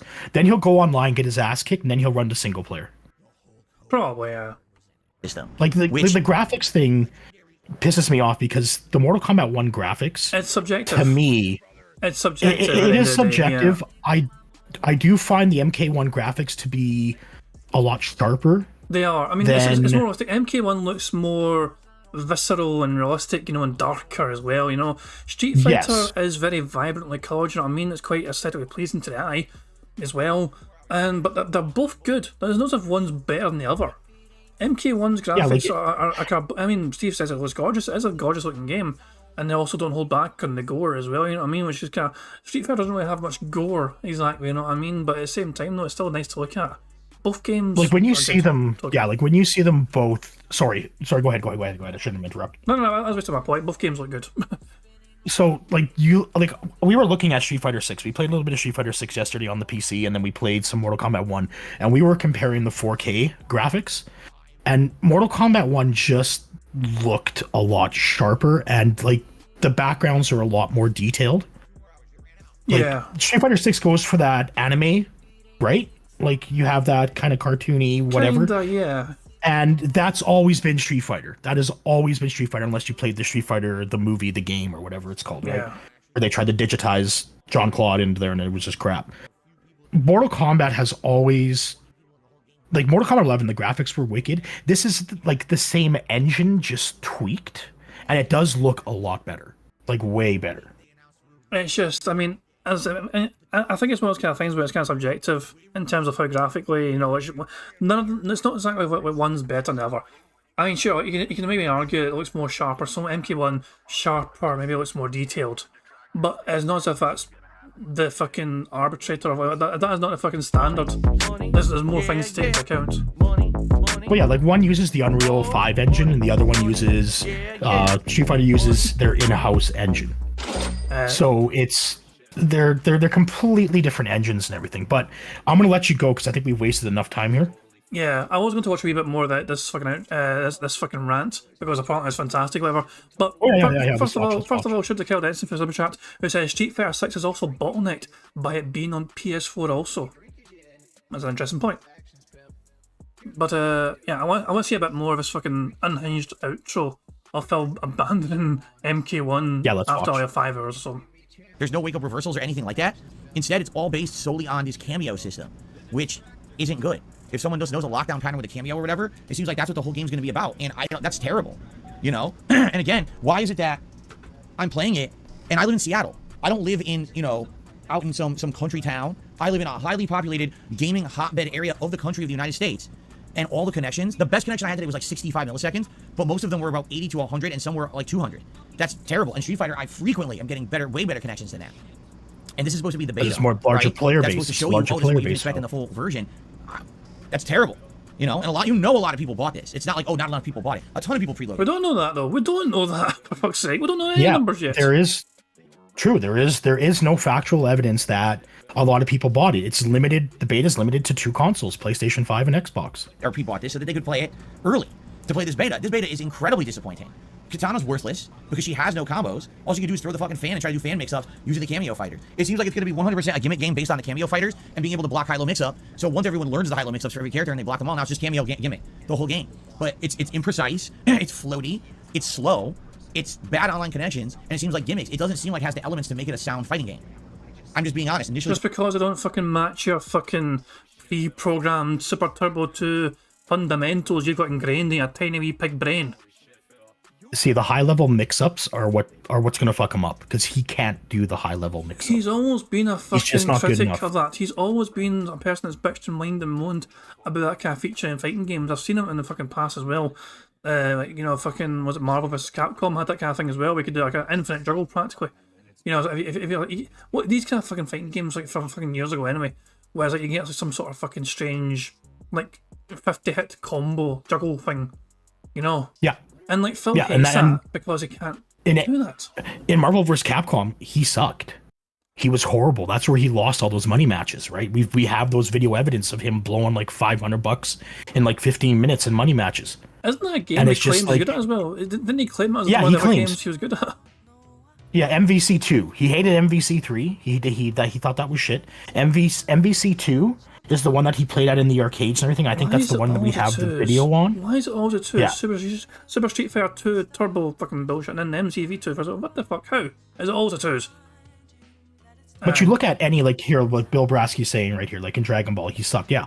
Any fighting game outside of Super Turbo or Street Fighter in general, he is just bad at. Because he tries to play those games like Street Fighter. Oh, Injustice. And he doesn't realize. And there was the same, didn't it? Like Injustice, yeah. But that was when Yeah. remember fucking Deadshot? Was it Deadshot? I fucking just kept shooting him over and over again. It's like, just fucking kill me. And just kept getting shot over and over again. Yeah, he stopped playing because he couldn't figure it out. Like it's like when Tekken 8 comes out, it's gonna be the exact same thing. Oh, definitely. He's gonna rage quit that one or wage quit it because he's gonna not be able to play it properly. The thing about Phil as well, right? What I don't fucking get, he criticizes other people for trying to tell him how to play games sometimes, and he calls them fucking elitists because he should be free to play the game how he fucking wants to play the fucking game. Anytime Phil's doing something dumb in a fucking game, like Zelda, for example, Phil's like, I'm just, stop being so fucking elitist and don't be a fucking fanboy, let me fucking play the game however I want to. When it comes to fighting games, if you don't fucking play the game how he wants you to fucking play the game, he will fucking call you out for it. You're probably not allowed to fucking play. Yeah, exactly. On here, yeah, exactly. Online combos, not shit. On the tits, and they weren't better than me. They just fucking part and play bullshit. Phil has been an absolute fucking elitist when it comes to these fighting games, especially in Street Fighter 6. But any fighting game in general, he's a fucking elitist douchebag about it. Well, just look at that. He had to run from the Xbox to the PlayStation 5 because his Xbox playthrough was bad. He got into Master with a massively low LP. Now he's on PlayStation 5 trying to do the exact same thing, but he's going to hit Master at a massively low LP. But he's not even trying to fucking achieve a top level anymore. Like, he fucking I think he's trying to trick his fucking audience into thinking Master's a top fucking rank when it's not anymore. Well, people have already asked him if he's going to play through the Master tier and try to get Legend, and he said no. That's why he stopped playing the Xbox version. Exactly. He wouldn't fucking be able to do it anyway. I don't think it's going to happen, but I do hope he can't get Master. I do hope it won't happen. It'd be funny as hell if he cannot replicate it, because he cannot fucking talk about fucking Street Fighter without fucking him mentioning getting Master with Blanca. I'm giving it another 2-3 weeks Before he hits Master with either Eonda or Blanca. One of the two. Anyway, I'm going to play some more of this fucking rant because I want to see how good this gets. From what I saw playing all day today, it doesn't seem to me like it's up to standard of what Street Fighter 6 has created at all. Like, it doesn't feel anywhere near as competitively good as Street Fighter 6. I know they're not the same game, but they are competitive 2D fighters. They're supposed to be competition. They're not. I'd say this is a big rung down the ladder from what Street Fighter 6 is. It just feels terrible compared to that game. And when all the cast is out and when you're able to play with all the different characters or whatever, maybe it'll feel a little better. But like, I'll be honest, like today I played with Johnny Cage, I played with Sub-Zero, I played with Liu Kang, and I played with Katana. I'd say Johnny Cage is the best of all of those with his mix-up, high-low mix-up, and I would also say Sub-Zero. I don't think Liu Kang's good because he doesn't have high-low mix-up at all. I think he has giant combos, but you have to lure them into the combos. I think anyone with the high-low mix-up is going to be the better character. I think Katana's atrociously bad. When I saw there, what was her, Lee Mei? She looks good. Looks like she does have some mix-ups that can lead to juggle combos. So, maybe once the rest of the cast is out, the game will be better, right? But from what I'm seeing, I don't like it. I'll be honest, I played it 5 hours today. I feel like I kind of like, I'm bored. I'm seriously bored. Like, I was supposed to play it again tomorrow. I actually don't want to. I'm bored right now with the game. I really don't feel like playing it again tomorrow. I'd much rather play Street Fighter 6 if I'm going to play a fighting game or any other game right now than this again. I'm super bored. And I like how he's claimed he's played the game 5 hours, but if you look down at the bottom right there, it tells him how long he's played it for. Yeah. 3 hours. Why else is he saying 5 hours? He's counting. He's counting the gout casts and everything in the morning. Surely not. Surely not. Well, it's just like how he counts casual wins towards his ranked wins in Street Fighter 6. Yeah, true. But don't get me wrong, I own it. I bought it to get into the beta. So when this comes out, absolutely I'm going to play through the story mode. Whatever the offline content is for the game, I'll be playing. I don't know what it is because they said they got rid of the crypt this time. So without the crypt, that means what is their new single player content? They always have some good single player content. So what's it going to be? I hope they're not saying they just removed it all and it's just the story in the online. If that's the case, people got ripped off because they always have. You got ripped off then. If that's the way you fucking feel about the it. Crypt, like his crypt argument. The crypt is not a massive part of the Mortal Kombat single player aspect. The single player aspect for Mortal Kombat is you have the actual story mode, not a shitty world tour mode where it's just create a fighter. Then you have your tower mode. Then you have your conquest mode, right? And then you have crypt. They've eliminated the crypt this time. It's not there. They're going to have a tower mode for sure. They've already shown that, right? And they're going to have their story mode. So Phil's going to play story mode for whatever, right? He's going to play his story mode. He's going to go through that on normal, and then he'll do tower mode, and then he's just going to quit. Is that's his plan from what he's saying right here? Jesus, man. 10 minutes of bitching and whining about what he's going to fucking do with a fucking game he doesn't want to fucking play anymore. Great single player content, right? In this game. And man, I really, because I'm telling you right now, I'll probably, when it comes out, I'll give it a shot. I'll play with some of the other characters. Like, I'll be honest, these characters that are in it, like, I'd probably say Sub-Zero, Scorpion, like I said, if they have Mortal Kombat 3 characters, like if they have Cyrax or something, I love Cyrax. I'll probably try to play with him. You know what I mean? So that's what I I'm bet you thinking, do like, want to play with Cyrax, Phil. honestly, The Akron Goblin. maybe it's just character selection, I don't know. But right now, I just don't like it. I have like a million complaints that things I don't like about it. I have 3 complaints, so not a million. Because I was thinking I'm going to do a YouTube short tonight. I don't even know how I'm going to do a YouTube short about it because I have so many complaints, right?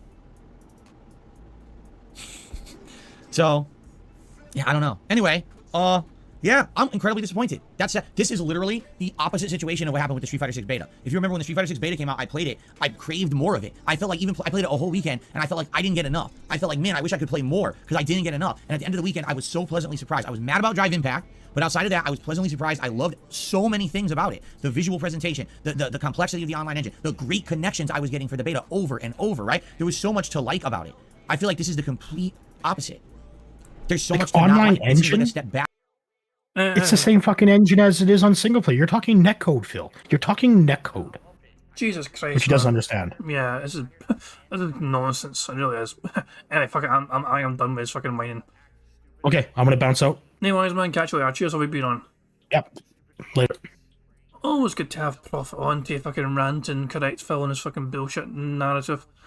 I'm going to go 1.5 speed on this. We should have plenty of speed up just for now, so I'll make it 1.75. We have tons of speed up just here, so 1.75 I think will be good to use.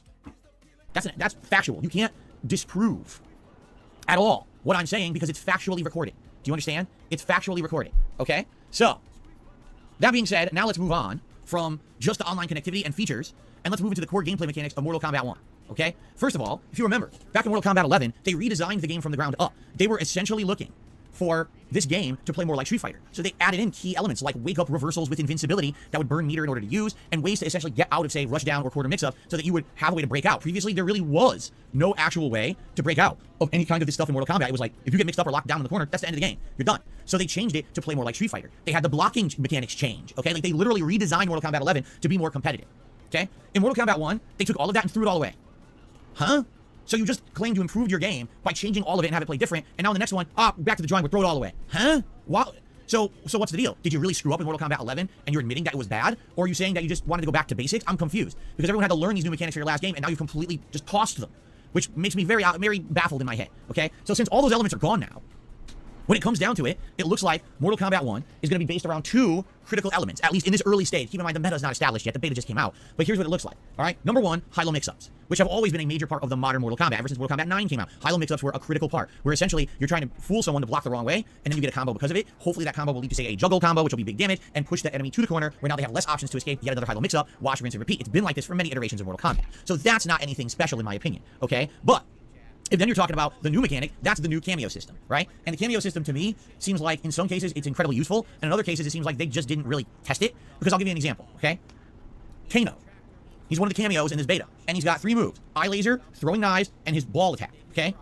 Throwing knives seems pretty darn good. You can actually have the throwing knives come out and time them, so that if you're in the middle of an attack or a rush down, and all of a sudden the enemy thinks, okay, they're done, the knives will start hitting them. And now that could lead to a mix-up where, oh, I thought that the enemy was done attacking, but now it hits me, and now they can combo me after as like a punish. Or the knives can extend a combo, where someone's hitting you, and all of a sudden the knives start connecting, and they can dash up and they can continue their combo. So that seems pretty neat, in my opinion, okay? But then you look at something like the eye laser, all right? The eye laser seems to be one of the worst things in the game, because get this, when you activate the eye laser cameo, your character freezes in place and cannot do anything. Has to stand next to Kano, like, hey buddy, what's going on? Kind of hunch over, while Kano fires this eye laser full screen, and then you're stuck until the animation's done.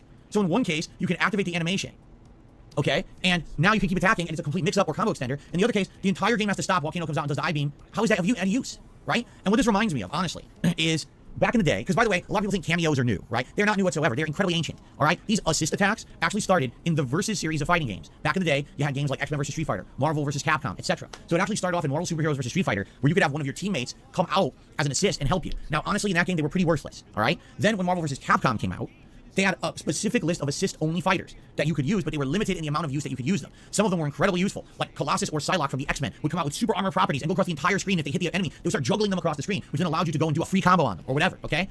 However, when you activated them, usually these assists came out very quickly, and yes, there was like a pause where, like, say Wolverine would go ding ding with his claws, and the assist would come out, then he'd immediately be able to move again. So it wasn't like the whole game froze. It was like a very small interruption, and then immediately you're back to the action. Okay? Now, Marvel vs. Capcom 2, this is where kind of assists hit their stride. The assist characters were not dedicated assists, they were actually your other teammates, and they came out instantly. In fact, they didn't interrupt the gameplay at all. You could continue to freely move as much as you wanted while an assist character would come out. So, for example, Cyclops would come out and do his uppercut move, which is like a Shoryuken in Street Fighter, and it would catch the opponent and juggle them, and you could do a big combo based off of it. And it would get people to stop rushing you down because you would blast through their rush down and knock them back. Captain Commando would come out and do this ginormous column of energy that would go up vertically and cover the whole screen from top to bottom, creating a wall they couldn't pass. So, these assists have been out for a very, very long time. Quick question. Him demonstrating vertically by doing this, Go up vertically and cover the like, basically, like, it's like he's jerking off some massive dong in front of him by going down to up. Is that hand graphs? Like, would you call that Phil doing hand graphs? Him demonstrating what vertical is? I don't know. It just seems kind of interesting to me. Is that enough to kind of count as hand graphs? rushing you down because you would blast through their rush down and knock them back. Captain Commando would come out and do this ginormous column of energy that would go up vertically and cover the whole screen from top. Are you sure? Are you sure? Some people are saying yes, some people are saying no. I think that could be hand graphs. Because he's demonstrating something going up. And going up and down, and he's using his hands to demonstrate that very thing. So yeah, I think I've got to count it. My criteria for hand graphs is Phil describing someone, using his hands to demonstrate something going up or down in numerical value, and going from down to up and up to down is basically that. Yeah, I'm counting that. Top to bottom, creating a wall they couldn't pass. So these assists have been out for a very, very long time, but in each game they evolve to be a little different and a little better. In Mortal Kombat 1, it seems like the assists are all over the place. For example, Sonya, she has one where she does her horizontal aerial punch, and if you're someone who's doing an air combo, so you juggle someone, then she hits them, extends the combo, great. But then some of her other moves are terrible. Same thing with Kano. It seems like even though each assist character or cameo has 3 or more of these uses, some of them are worthless. Like, I didn't even think about it. Like, you get that eye laser with Kano, I have no idea how you're supposed to use that. When you freeze in place when you use it, it's a waste of time. If you get it, you're screwed yourself. Oops, I did it by accident. Well, guess what? Now you're frozen, you can't do anything, right? So just from the get-go, a lot of these cameos don't seem well designed or tested. It seems like they had an idea what they wanted, and some of them work really well, and others are just a complete waste. So why on earth are they even in there like that, right? And the one that kind of baffled me, and I'm sure people will actually find uses for it, Jax. Jax freaking punches the ground, and he hits everyone. He hits you too. And there were times that I was fighting people, they called out their own Jax assist, and Jax killed them. And I won the round because they killed themselves. And they're like, huh? It's weird. So, if anything, okay, the one new thing in this game is these cameos, and they will absolutely change the face of how this game will be played. I mean, it's undoubted. There's never been in Mortal Kombat before, and so this will be, I almost get the feeling Mortal Kombat 1, when it gets down to it, will be cameo fighter. It's going to all be based on cameo selection and cameo utilization paired with your gameplay mechanics. Like, for example, I could see a character like Darius, who has the same time manipulation. Dude, I can see him, like, locking you down with his hit string, and all of a sudden a cameo comes out and mixes you up, and now you don't know what to do, and boom, now you get juggled and you're done. Like, I could totally see this kind of stuff happening in the meta of the game, and now it's going to be the game, right? So they went from a game where in Mortal Kombat 11, they were trying to change this to be like Street Fighter. Okay, they threw out all of those mechanics, they went back to basics and made the game way more basic than it had been, but then they added in a whole new gameplay mechanic that's going to essentially make the game all about these cameos. So if you're okay with the entire game being based around assists, good, but understand that looks like that's going to be the meta. Like, I think these characters will actually control the actual gameplay elements, which I don't know if that's what people are looking for in a competitive fighting game in 2023. An entire game based off of these cameos, I don't know, but it seems like that's what they're heading for, okay? Now, outside of that, we got to talk about how this game plays and feels. Because after having played Street Fighter 6 in the beta twice, and then of course ever since June when it came out, man, this game feels incredibly slow. Like, it feels like you are playing in a tub of putty. Like you went out there to fight and someone poured an entire bottle of maple syrup on your body. You just feel clunky. You feel like everything is too slow to come out. The animations are too much for anything to be effective. It feels just like it is. And quite frankly, I don't know if that's the case of the fact that the online play is so laggy, or if that's just the game itself. Because honestly, even when I was playing the towers, I still kind of felt like it was sluggish. Like just moving around, walking and dashing feels slower than Street Fighter 6 by a mile. All right, the jumping, oh my god. All right, now, jumping has always been weird in Mortal Kombat. But you would think, again, they're trying to get more competitive. They're trying to get more like Street Fighter, correct? No, you jump in this game, it's like you're on the moon. Like you are, like you got moon shoes and you propelled yourself 14 feet into the air and you're doing this weird floaty jump. And the aerial attacks are also very, very weird, okay? Where they're kind of wonky. A lot of these jumping attacks have weird hitboxes. Like you'll be jumping and try to do a punch, and the punch is straight, but it hits down here. Or you try to jump, and one thing you've always done in Mortal Kombat is you jump, you turn in midair, and you punch backwards for a cross-up. But even the cross-up animations don't really look right in this game. They look weird. Like, it doesn't look like there's even a cross-up animation. It's just like he's punching this way, but yet it hits backwards. There's a couple times with Liu Kang, I was just trying to jump and punch, and Liu Kang jumped over the opponent and did aerial fireballs in the wrong direction off the screen. Hey, said wrong. Aviga, wake up. Phil said wrong. Somebody wake his ass up. That's our first bingo of the game. There we go. Phil said wrong, and we can fucking take off the fucking board. Hooray for that. Wake your ass up, Aviga. The guy's behind you. Why is the game allowing you to throw fireballs in the wrong direction in the middle of the air? There's nothing over there. What the hell is going on? Hey, say that again. Amazing. I don't know, but it happened when I played. I was scratching my head as much as everyone else watching were like, what is going on? So just in general, the aerial combat is weird. They added something new. All right. The new thing is there's basically almost like dial combos in the air. So if you land an aerial hit that's a like square or what is it, left punch, light punch, forward punch, whatever it's called in this game. If that lands, you can now usually do like 1, 2, 3 in the air. That's old school shit. That's from the Versus series. Again, I hate to go back to old games from the 90s. The dial combo thing is literally from the Versus series, okay? Where if you hit one, you could dial 3 or 4 hits in after that initial hit, okay? But here's the difference. In the Versus series, everything has physics that makes sense. If you're in the air and you start hitting, you're still falling. In Mortal Kombat 1, if you hit someone in the air with a punch and you keep pressing buttons, you keep floating. What happened? Did you get a rocket in your ass? Did you fart and propel yourself higher up to keep punching? It doesn't even make sense. It looks weird as shit. And so what this game is intending you to do is doing it in a couple hits to launch. Then you jump in the air and you get 2 or 3 more dial combo hits in the air that keep floating. And then you can even cancel to like an aerial special move to keep the combo going. It's bizarre. It's fucking weird. Now, no one's gonna get this reference, okay? I'm not kidding you. There was a fighting game back in the original Xbox, early 2000s. It was an X-Men fighting game. And it played just like that. That anytime you jumped and hit someone in the air, you could do these crazy aerial juggle combos, and it was stupid. It looked terrible. It was clunky. That's how this looks. It looks like clunky air juggle shit. And I'm playing, I'm like, this is what they intended? Really? So ultimately what you're looking for is on the ground you get a mix-up, high-low mix-up, so the person blocks wrong. You somehow launch the character. You're in the air, you do your weird air juggle. But as you're doing your weird air juggle, you also have your cameo coming out, throwing projectiles or something, or doing aerial punches, so it extends the combo. You dash up, you continue the combo on the ground, and eventually you get to the finisher for giant damage. This is literally what every character is going to do in the game. Johnny Cage, Sub-Zero, even Liu Kang, they all have it. They all have this strategy. And that seems like that will be what the meta is. The problem, yeah, you might be right. It might be X-Men Mutant Academy. Lady, you might have hit it on the head. I think it might have been X-Men Mutant Academy. The game that I'm talking about. Yes. So, or maybe X-Men Next Dimension, maybe it was that too. I don't remember, but Mutant Academy sounds familiar. It might have been X-Men Mutant Academy. That sounds very familiar to me. Anyway, so, ultimately, the game ends up being very honestly, I think it's unintentionally basic. While Street Fighter 6 took the series in a brand new direction, adding in so many complex elements. Just on one hand, drive impact and or the drive impact kind of counter gameplay. Parrying and perfect parrying gameplay. Drive rush moves plus drive rush cancels. Okay? Drive reversals. 5 new gameplay elements added to Street Fighter 6, and then you've got all your regular Street Fighter gameplay. You got your spacing, your footsie, your mix-up, your unblockables, your throw tick traps. You've got all of these elements in Street Fighter 6. Literally right now, Mortal Kombat 1 is high-low mix-up, combo into cameo, aerial juggle. 3. I counted 10 for Street Fighter 6 off the top of my head, 3 for Mortal Kombat 1. And everything feels floaty and imprecise and slow and sluggish. Okay? Now, admittedly, everything I just described could be said, well, that's just personal preference. You're right. But if we're going facts, okay, the Mortal Kombat 1 beta has way less content than the Street Fighter 6 beta did, and the connections are far worse. So on factual basis, objective basis, this beta is underwhelming compared to Street Fighter 6, and Street Fighter 6's beta came out last fall. They had a year to come out with a beta that was at least on par. They failed miserably. Miserably. The connections are ridiculously bad.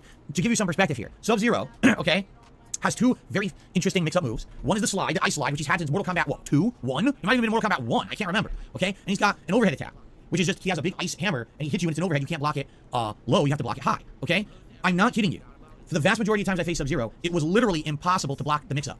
He could either do ice slide or the overhead, and when you saw it, you would try to adjust your block, and you would get hit anyway. And there was nothing you could do about it. You had to already be pre-establishing blocking the right area to block those on reaction. You couldn't block them on reaction. You had to already be doing it, because the connections are so bad online. For a game that's so simplistic and so slow moving, again, your character's slow. Your character feels I think it's more likely that Phil's reactions are fucking garbage. He's an old-ass fucking boomer, and he can't fucking react to things as quick as he fucking used to. They're covered in pathy, okay? You need to have a good connection or else you can't react to anything. You just can't react to anything. It's a lot of lucky guesses over and over. Oh, I'll just go for overhead. Oh, okay, well, he blocked it. Now I'm screwed because he's going to punish it. All right, I'll go for the sweep. Ah, got him with the sweep. I'll go again. Ah, got him with the sweep again. I'll just throw instead. Ah, got him. I'll do the overhead. Ah, he didn't block the overhead. I win the round. Well, wait a minute. I mean, I get it, but you're supposed to be able to react to that stuff. That's the whole point. In Street Fighter, there's options, tons of options to answer for that kind of stuff, right? In this game, there's not. It's you need to see it and be able to counter it, and you can't, all right? Now, some people have already said, well, there's other things in the game. For example, there's certain special moves that if you use what they call meter burn, so you basically use your super meter in order to enable the move will have some invincibility or super armor and it'll blow through stuff. That's fine. But it didn't explain it. You don't know what moves have it. There's no practice mode to practice that. You can't even practice it on the computer because the computer isn't always going to be attacking you. So how do you know? You don't. You're just fucking around. And, you know, it's essentially what it comes down to it is this beta is a poor showing. This beta would have been great if Street Fighter 6 didn't exist. It's that simple. If Street Fighter 6 had not come out so strong in the last year, you might have said this Mortal Kombat 1 beta was passable. But when your direct competitor in the last year has done best-in-class online connectivity, tons of new complex gameplay mechanics, a fast-moving game with great graphics. I mean, of anything, the one thing that maybe you can argue Mortal Kombat 1 hangs in Street Fighter 6 with is the graphics. Okay, maybe it looks good. Personally, I still like Street Fighter 6 better. I think the graphics of Street Fighter 6 are better. But you could disagree, and that's okay. That's a personal preference. I'm not going to argue and say the game looks bad. It doesn't look bad. But outside of that, I think literally everything else is superior in Street Fighter 6. If you check off every box, more characters in the beta, better connections in the beta, faster moving characters, better and more complex gameplay mechanics, things that you can actually react to. I can keep checking the boxes, you know? At the risk of pissing off Phil Burnell, he is starting to sound like a Street Fighter fanboy right now. I'm just saying, he's coming across heavily as some sort of Street Fighter fanboy. And the other sad fact, that you had to buy the game to play this beta. This is not a beta. Ladies and gentlemen, Mortal Kombat 1 comes out in less than 1 month. Less than a month. Street Fighter 6 had several betas leading up to its release. They were actually able to take the data they got from those betas to tweak the game and make it even better at release. Do you really think they're doing that with Mortal Kombat 1? There's less than a month until release. What are they going to change? Nothing. It's bullshit. It's not a beta. What it is buy the game now to lock into the purchase and then play the game early for 1 weekend. That's what this is. This is not a real beta. This is a foolish attempt to get extra people to buy and create free hype for their game less than a month before. Hopefully you'll watch the FGC hype monsters play the game early and then you'll go buy the game too. That's exactly what this is. This is not any attempt to have a legit beta experience for anyone. So, overall, after having played the Mortal Kombat 1 beta, yeah, I'm very disappointed. This game has a ton of shortcomings compared to Street Fighter 6. And again, you might, well, that's not a fair comparison. Yes, it is. Yes, it is. In a competitive market, you can't ignore your competition and claim to be something different, all right? If you're own a sandwich shop, you have to compete with the other sandwich shops in your area. Shut the fuck up with this bullshit fucking narrative. And you want to fucking do some sort of food comparison fucking thing to this fucking content, Phil? Let's do it to your fucking content, okay? Let's pretend that DSP Reacts is like somebody that owns a fucking burger shop, okay?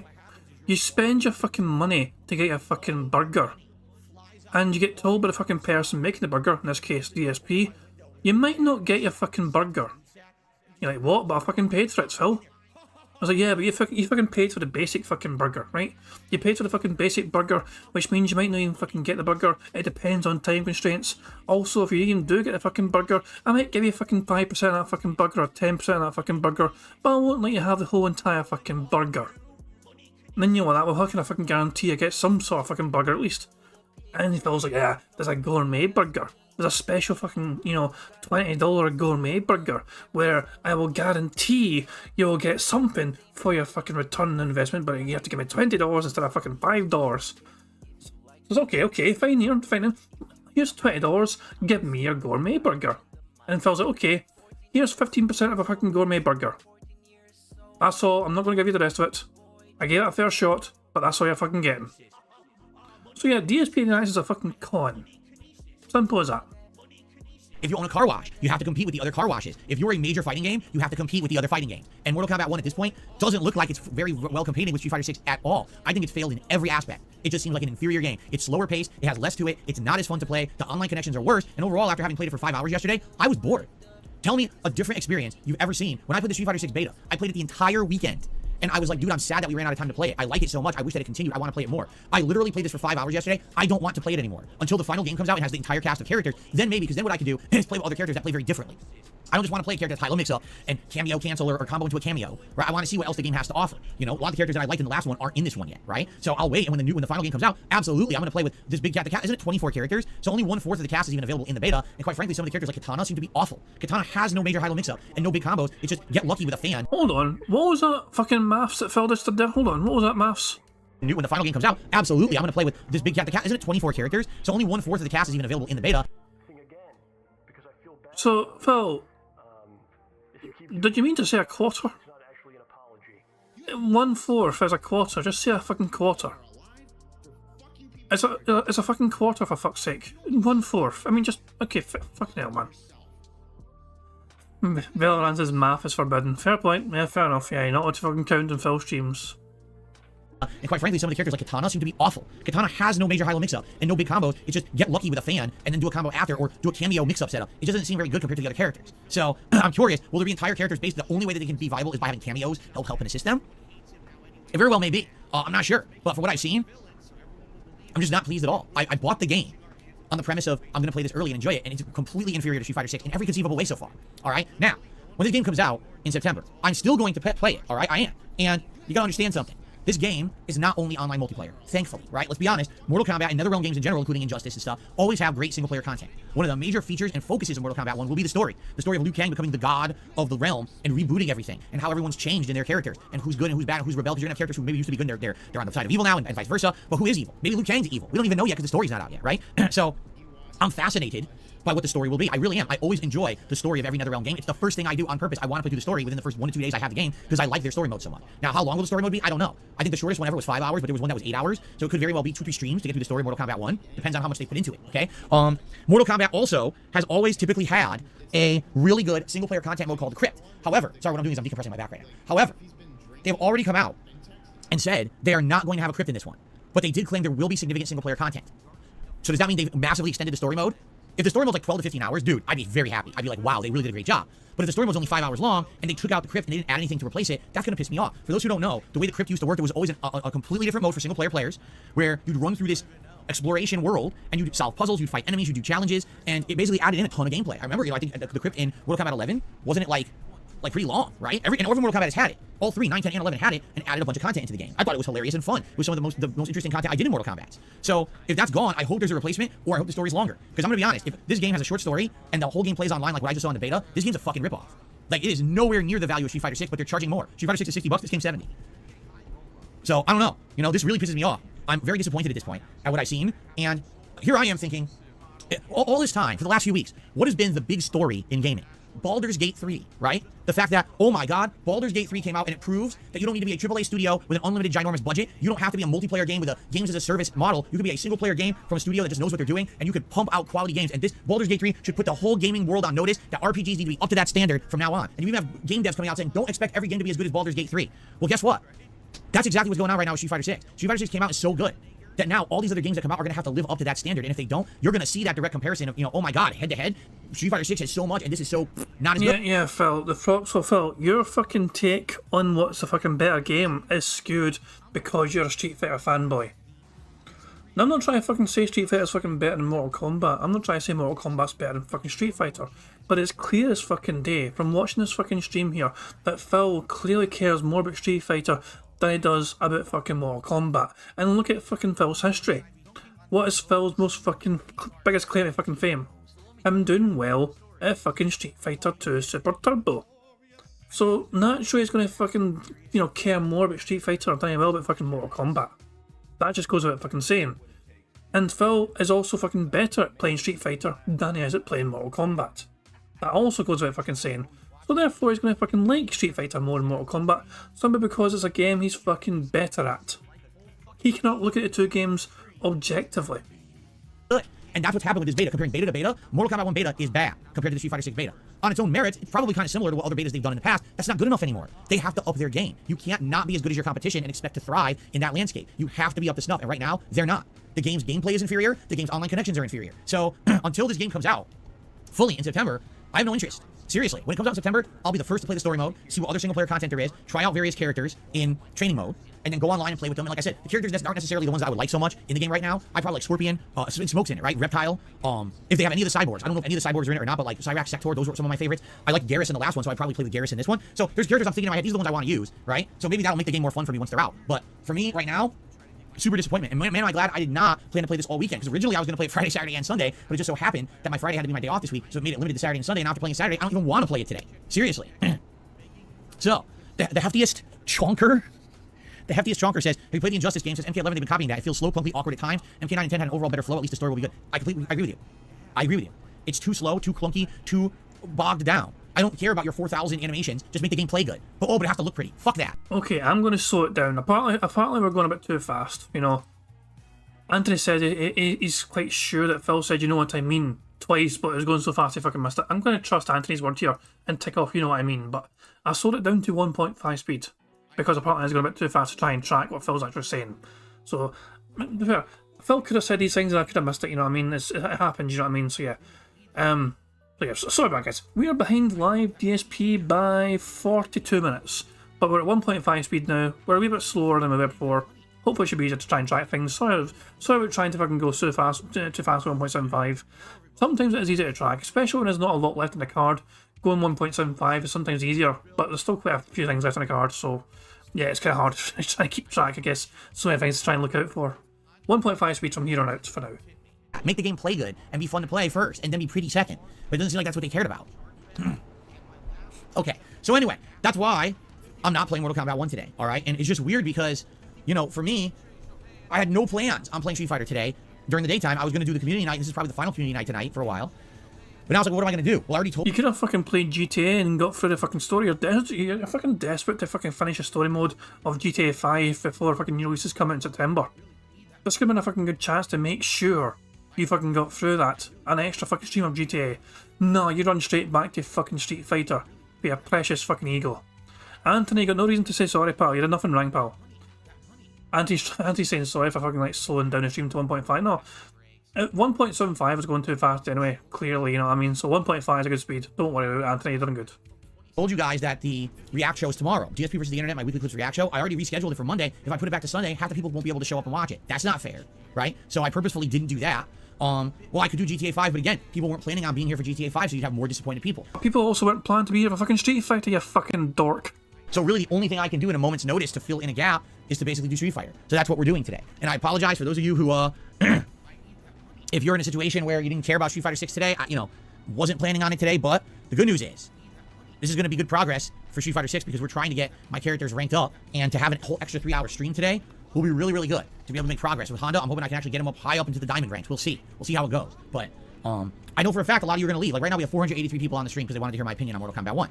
I guarantee you, at least 200 people are going to leave. Seriously, I would guess we'll probably have 300 people here for Street Fighter today because I've been playing it for 3 months, and I wasn't planning on doing it today, and I apologize. I'm trying to put out content for you guys, and, it is what it is, that sadly this beta is just not good, So I'm happy that you guys tuned in for the Mortal Kombat segment, but I'm sad that you're probably not going to care about, Street Fighter. It is what it is. It's a makeup stream, essentially. The next 3 days, the schedule will be as planned, okay? So now that I've said all of that, let's now talk about the schedule coming up, because we got a couple exciting weeks going on. So today, it's going to be ranked E Honda in Street Fighter 6. I'm currently at 2-star diamond, but I think I'm very close to 3-star.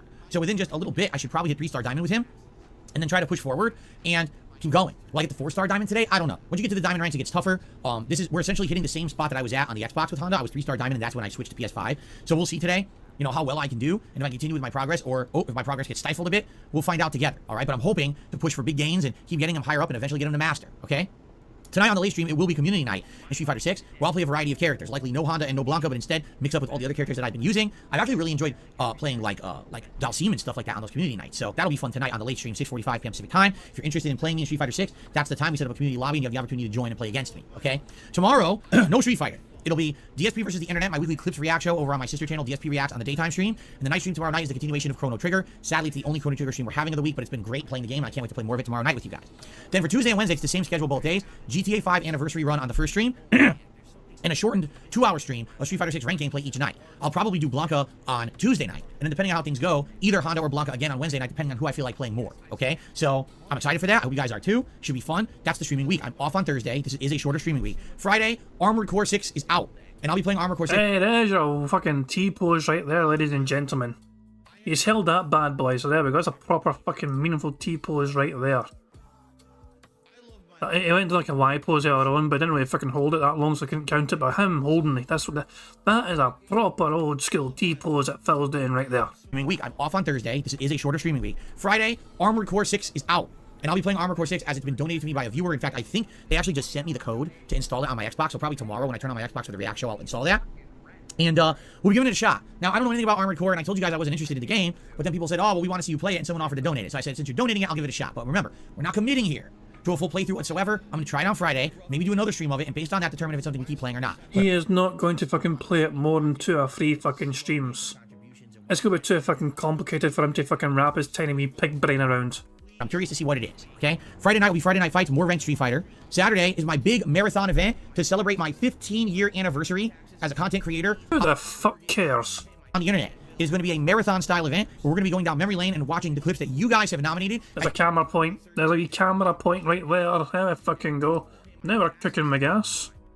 Your favorite moments in my gaming history, all right? So people have been nominating these for a while. We have a few more days. Today's what, Sunday? So you have the rest of this week until Saturday to nominate. Now, how can you do that? If you're a channel member, you have priority to get your clips watched. What you need to do is go to the main channel page here on DSP Gaming, the members tab, and you'll see that there was a thread posted at the beginning of the month. Please post up 2 clips, up to 2, in that thread with timestamps and or descriptions of what you find are the best moments in my 15-year history. It could be anything. It could be gameplay. It could be a review. It could be a vlog. It could be a podcast. It could be a countdown. Anything that you think was funny or interesting and you'd like to see me react to, please do so. Now, if you're not a channel member, you can still nominate. It's open nominations. However, we are going to watch channel member submissions first and then go to the open nominations. So open nominations are in a thread that I created at the beginning of the month. If you're interested right now, type !retrospective into the stream chat and the bot will post up the link. You click on that link, you go to the thread, and that's where you're going to nominate your favorite moments. Please do so. All right, now, near the end of this week, probably let's say Tuesday-ish, I'm going to check and see how many nominations we have. And if we have a good amount, then we're good. But what if we don't have enough? What if I look and we don't seem to have enough for a whole day? Then what I might do is open it up and say, hey guys, you can submit as many as you want. I didn't want to do that right away. I wanted to limit it to 2 nominations per person, simply because I didn't want someone going in there and nominating 400 clips and dominating everything we watched during the event. But unleash the Derek fucking submitting 20,000 fucking clips of Phil fucking doing something in the game. It really depends on how many. I literally have not looked at those threads in 2 weeks, so I don't know how many nominations we have. Okay, I'll give it a look, like I said, and I'll let you know probably in a couple nights, so you'll know if you have opportunity to go and submit more if you'd like to. Okay, but please, the more that you submit, the better. During this day, we're gonna do so much fun stuff. It's gonna be a laid-back, party-like atmosphere. We're not gonna be. Say chill, you fucking dick. Jeffrey Walsh is asking, did I have a rant about Mortal Kombat? Yes, he fucking did. If you just joined the stream, then don't worry, you missed a fucking lengthy rant and cry and bitch and whine and moan about fucking Mortal Kombat. Shocker, he prefers Street Fighter. Any kind of a serious situation, it's gonna be more relaxed. We're gonna be reminiscing about the past. I'm gonna tell my story about how I became a YouTuber back in the day. Give me your story how you became a YouTuber. You fucking, you didn't have fucking anything to do with your fucking miserable fucking life. You fucking didn't fucking go to fighting game tournaments anymore properly. And then you fucking thought, okay, I'm gonna fucking make videos online, I'm gonna get drunk and fucking call people in college a fucking homophobic slurs. And how things changed and evolved over the years. I'm going to be drinking. We have certain levels of contributions. I'm going to be having shots of liquor, but I don't know what yet. I'm going to get something at the liquor store this week. Food. My wife is going to make multiple kinds of food. Don't know what yet. She's determining that. She's going to be looking up recipes this week. You want to see what Phil fucking says about fucking So Phil uses this fucking mod Discord to fucking kind of sound out ideas, okay? And it's one of these fucking clips. It's one of these fucking fucking screenshots. This is the Agent Proper Discord mod leaks, you know, and it's just trying to fucking find the right land. There's like fucking one where he talks about, like, you know, one of his fucking great ideas for fucking marathons, and the fucking everyone's like fucking say that's a great idea, Phil. It's a wonderful idea. Here we go. Street Fighter 6 hype event. Highest difficulty runs in classic Street Fighter games where chat picks who I use. Multiple tier maker rankings that are fighting game related. And my wife is going to make tons of food out of the Street Fighter cookbook we have to try and eat live on stream. And Rigron's like, dang, that's good. Madara's God saying, that's a great idea. So this is how Phil fucking gets his, you know, oh, lots of people are saying this and that crap from. Fucking... From this fucking shit year, from these, Jesus Christ, man. Fuck me, man. Oh my god, man. But if you've not seen this fucking Discord, all these screenshots are fucking gold. Agent Proper, big shout out to them. I'll link it in the chat right now if you want to check out Agent Proper's DSP Discord leaks. You know, but fuck me, there's some gold dust in there for sure. That's how Phil fucking sounds out the fucking these hype events and all that shit. What will I fucking do? I'm gonna fucking tell them, I'm gonna just run this idea past my fucking moderators and see what they think. And of course, because of fucking Phil's mods, they're gonna fucking just clap their hands excitedly. That's a great idea, Phil. That's a wonderful idea. Phil, you're the best, Phil. You have the best ideas ever, Phil. And then it's gonna fucking blame them if it fucking goes, doesn't fucking get a lot of fucking contributions. Stephen Magoo says, how exactly are we supposed to eat the food his wife made? Be thankful that we don't fucking have to. You've heard the horror stories of her fucking cooking. And making food that we're going to try together live. So it's going to be a laid-back anniversary party with retrospective vibes and all kinds of fun stuff going on. It should be a great time to basically celebrate right before we hit the busy gaming season, and we're so inundated with new games we don't have time to do that kind of stuff anymore, okay? So that'll be cool. Then on Sunday, it'll be DSP versus the Internet, the React Show. And then Sunday night, I believe I said we do more Chrono Trigger. And then what we're going to do for that week, Monday, Tuesday, Wednesday, is alternate GTA 5 and Armored Core on the daytime streams, Street Fighter and Chrono Trigger on the night streams, okay? Now, here's the thing. I've already been asked, are you going to play Starfield early? Because Starfield comes out on the 6th for Game Pass subscribers, which I am. But some people have said, well, are you... We have our bingo because Phil said, here's the thing. Also, KDV asked, how far are we behind live DSP? We're 45 minutes behind live DSP because I cannot fucking stop pausing and ranting about DSP. We're on 1.5 speed though, so hopefully we can catch up as long as I shut the fuck up. So as long as I shut the fuck up, hopefully we won't fall too far fucking behind. You're gonna play early. Like, for example, earlier this year when you played Hogwarts Legacy early, you paid a little extra, but you got it early and you played it, and we loved that. Will you do that with Starfield? I'd be willing to do that, but you have to understand something. Then I can't be investing in a million other games. So, for example, you want Armored Core. Well, I'm gonna play it a couple streams, but if you want me to play Starfield early, I don't know how I'm gonna keep playing Armored Core. We gotta finish GTA 5, and that probably has about another 10 to 15 hours left in it, at least. So we got to keep going with that till it's done. And obviously it's going to be that and Armored Core, but now if we're doing Starfield, then what do we do with Armored Core, right? So there's got to be choices here. There's got to be, you know, what's the more important priority? What do more people want to see? I don't know. So let's see what happens. If I like Armored Core and you guys like it, we might have a conundrum. I don't know what the best solution would be. If I play Armored Core, I don't really like it that much, but then you guys want Starfield early, then maybe I could do it. Just so you know, if you have the Game Pass, the advanced copy of Starfield is like $30. So it's not like you have to pay $60, $70. It's $30 to play it a little early. Excuse me. So let's see what happens. All right, let's see what happens. Let's talk about it as it's happening and determine exactly what we want to do. But that's the schedule for the next couple of weeks. Okay, everybody? Fair enough? All right. I don't really have any gaming news today. Just so you guys know, I looked and I didn't see any new news or articles or anything going on.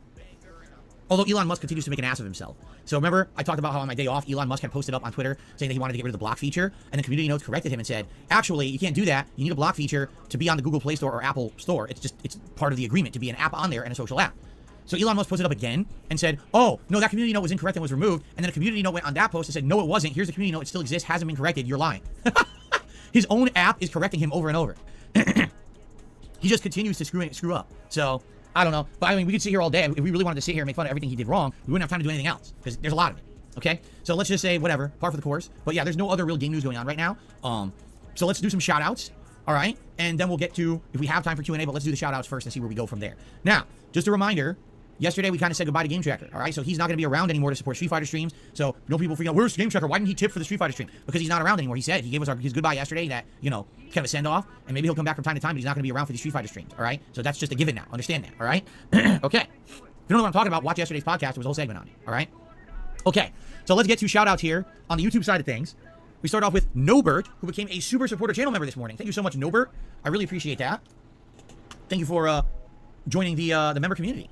Shell Ryukin is here this morning and did a $10 super chat. What's going on, Shell Ryukin? I don't know if you're still here because it was like an hour ago. He says, hope you're doing well. I got 3rd out of 50 players at a convention for Street Fighter 6. They had a massive pop bonus for the top 3. I fought 3 Kens in my bracket and other characters. Marisa is high tier in my opinion. Good for you.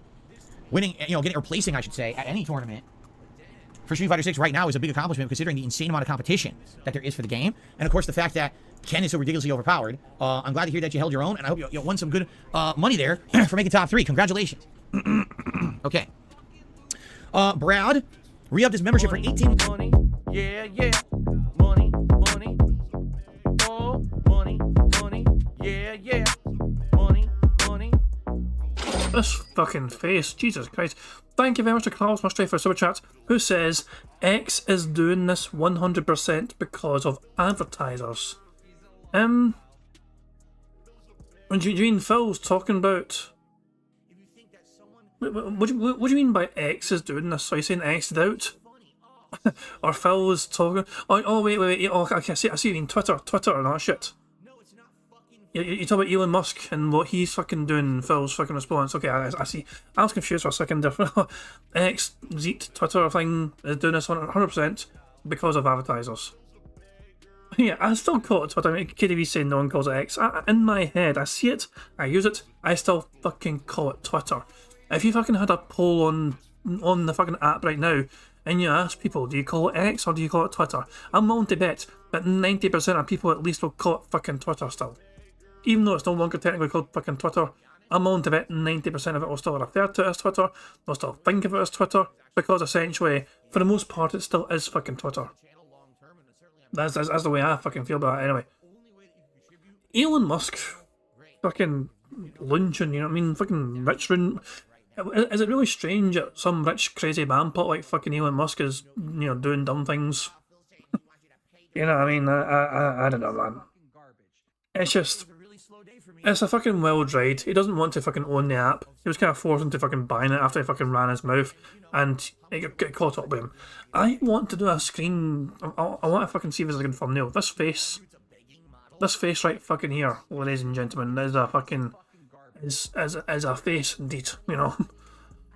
So let's see how it looks. When we crop out the background, will it be a good thumbnail face? We have that already. You know, Phil's basically asleep, you know, zombie mode. And then we have this.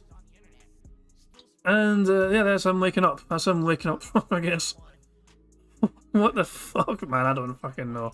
Anyway, cracking on to Bingo. Months at the ultra level. Thank you so much, Brad, for 18 months of support. He says, it's bizarre to me that NetherRealm Studios is so committed to making the game clunky. He says, Capcom and ArcSys keep making games with much more fun, new movement, and defensive options and mechanics. Their fans deserve better.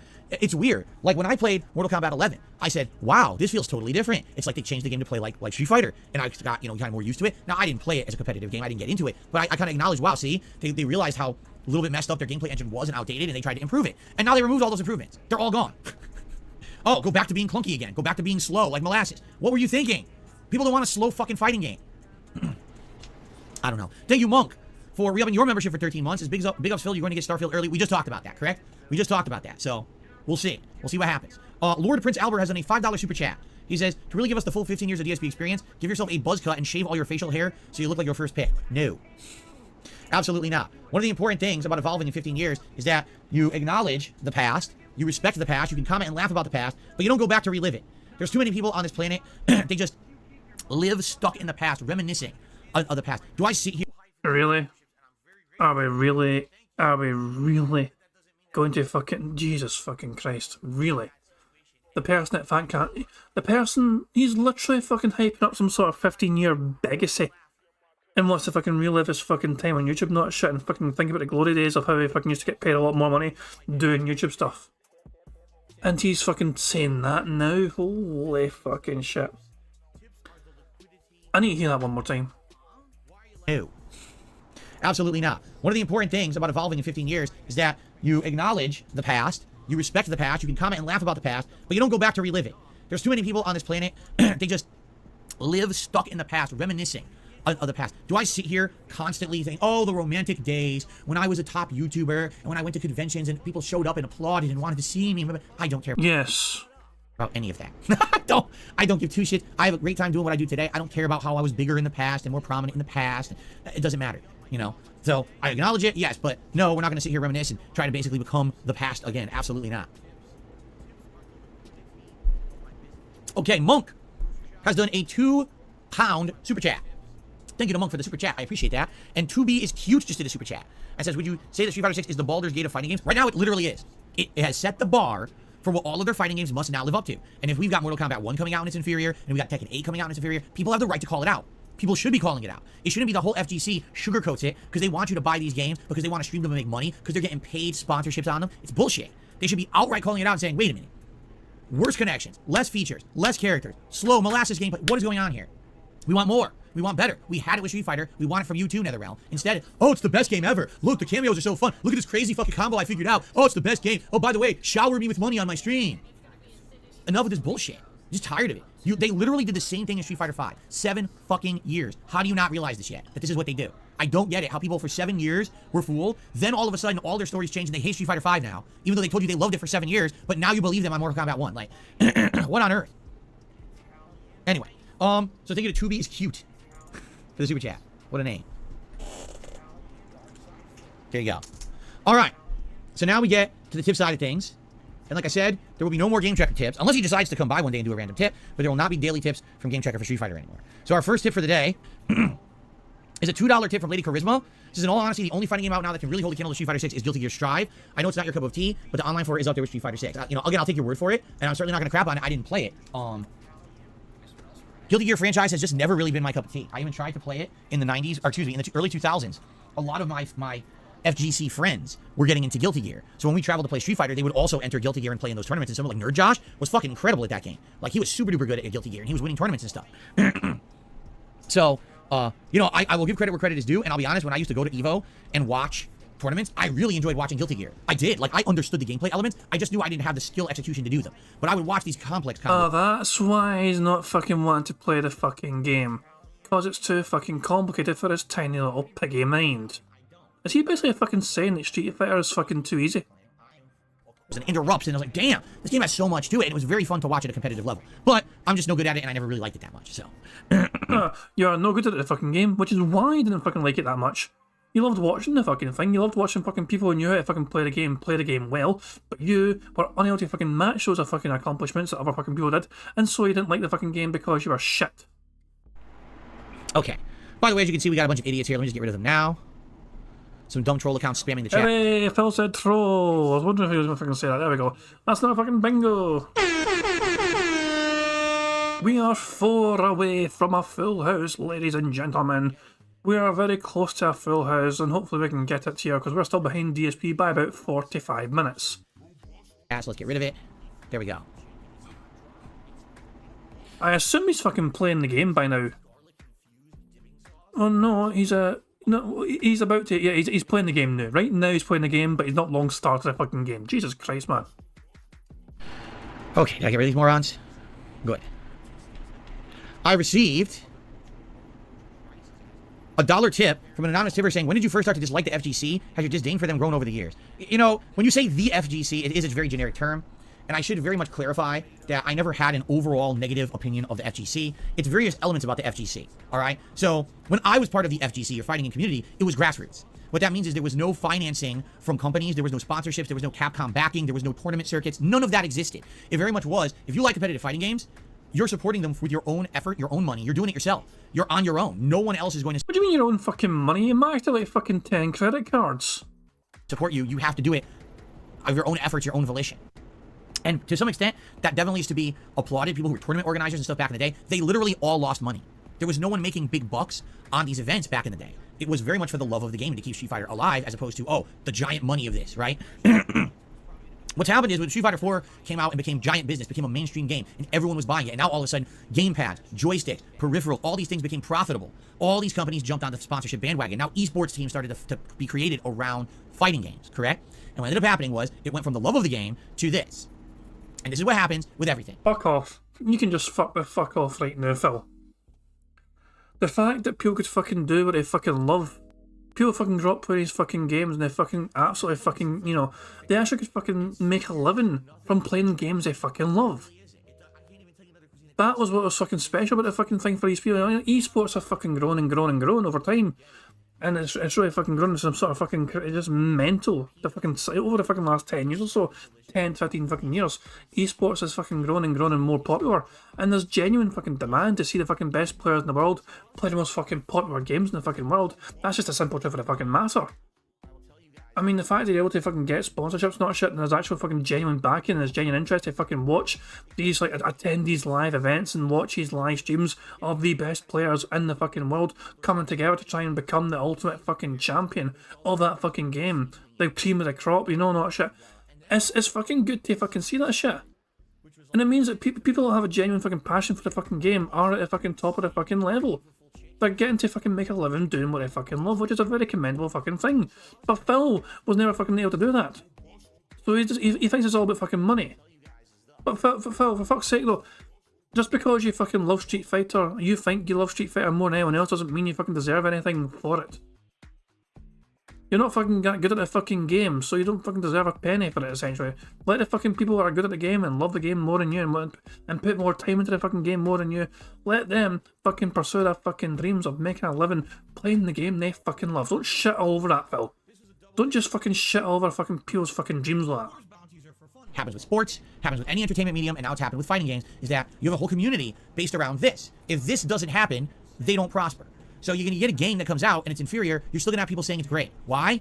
Because they got paid to say it, or because they're somehow going to benefit from that game doing well, right? If Mortal Kombat 1 flops right now, people will still be playing Street Fighter 6 and other games, but that's a potential new game they can get big money pushing and playing and having content on and traveling to play. And they don't want that game to flop because that is a big money bag for them. You understand? So that never existed back in the day. Back in the day, there was brutal honesty in the fighting game community. If a game came out and sucked, it sucked. There was a few times when fighting games came out in the 2000s and people just shat the fuck out of them. For example, Capcom Fighting Jam. So Capcom had not made a major fighting game in many years. Like the last one was Capcom vs. SNK 2. All of a sudden, 2-3 years later, they came out with Capcom Fighting Jam. If that came out today, the entire FTC would say, oh, it's the best game ever. Look at this. The game's, oh my god, you gotta play it. You got, look at it, it's amazing. Look at the fucking gameplay elements and everything. Because they all got paid to say it. They benefit by pushing it. You're gonna watch their streams if they say it's good, right?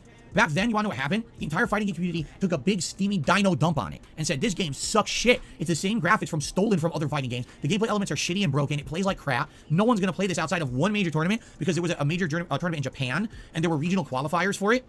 So I remember going to Texas, and in the Texas tournament, I forget which one it was, Texas Showdown probably, they had qualifiers to go to Japan and play this tournament as an American qualifier. And so I went and I played in it, and I lost. I was actually very close to qualifying, but I didn't qualify.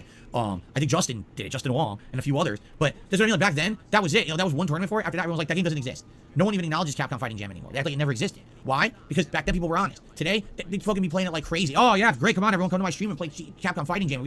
By the way, sponsored by this team, sponsored by Capcom, sponsored by this peripheral, sponsored, make money. That's what I don't like about the modern FGC. There's no honesty. Where the fuck's the honesty? Why did the entire FGC lie to people about Street Fighter 5 for 7 years? I was the only fucking person who came out at launch and said, this game is terrible. Here's all the fucking reasons why. And everyone, oh, no, don't listen to him. It's great. 7 years later, everyone's tune changed. Everything I said was correct. It took 7 years, though. 7 years and a much better game to come out to replace it, so now they can be honest. So why? That's what I hate about the modern FGC. That's why I have resentment towards it. Listen, they could sit there and they can make fun of me all they want. They say, Darkseid feels no good at fighting games. He's a nobody. He's a has-been. He's a never was. I don't give two fucks about any of that. I don't. Bullshit. But go on. What I care about is them being disingenuous to their own fan bases to make money. That's No, you don't. What you fucking care about is the fact they're fucking making money, and you're not making as much money as them. That's what it's all fucking boils down to.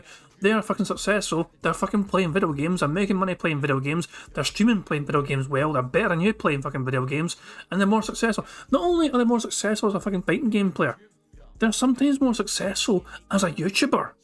And that really fucking gets to you because they're fucking doubling up on their fucking, W over you. You're taking the fucking double L from these fucking fighting game players, especially in the fucking modern day, because they're fucking getting more money from their audiences. They're fucking better at a fucking game than you. They know how to fucking to captivate a fucking audience fucking better than you. You rely on a fucking small handful of whales that are fucking dropping by the fucking wayside, whereas, they are fucking more successful and they're getting more people interested in them because they're simply better at a fucking game than you. Their gameplay's more entertaining. Just their own personality, I guess their overall personalities are fucking better than yours as well. Well, at the end of the fucking day, you're getting outdone by people in the FGC doing the fucking thing you claim to be fucking better at than they were, YouTube. So, there you fucking go. Thank you guys for liking the stream. We have 100 likes, which means we have a free space, which means we only need 3 of these things left to come in. And as well as getting the fucking free space, you guys have also earned the Bubbles animation that Pixar Animations was very kind to offer to make for us for celebrating 100 likes. So without further ado, here we go. 100 likes, Bubbles animation. Vile. Oh, yo, that smells really, really good. But hilarious. But still fucking hilarious all the fucking same. But yeah, the fact of the fucking matter is, Phil's just jealous as fuck because these fucking better Street Fighter fucking players in the FGC are also fucking making more money than him streaming fighting games on YouTube. So Phil's like fucking rubbing his fingers together. They're only in it for the fucking money. Phil, you're the one that's fucking going to you're the one that wage quit Mortal Kombat yesterday because you only got $20 in the fucking night stream. You're just a jealous, petty bitch. It pisses me off.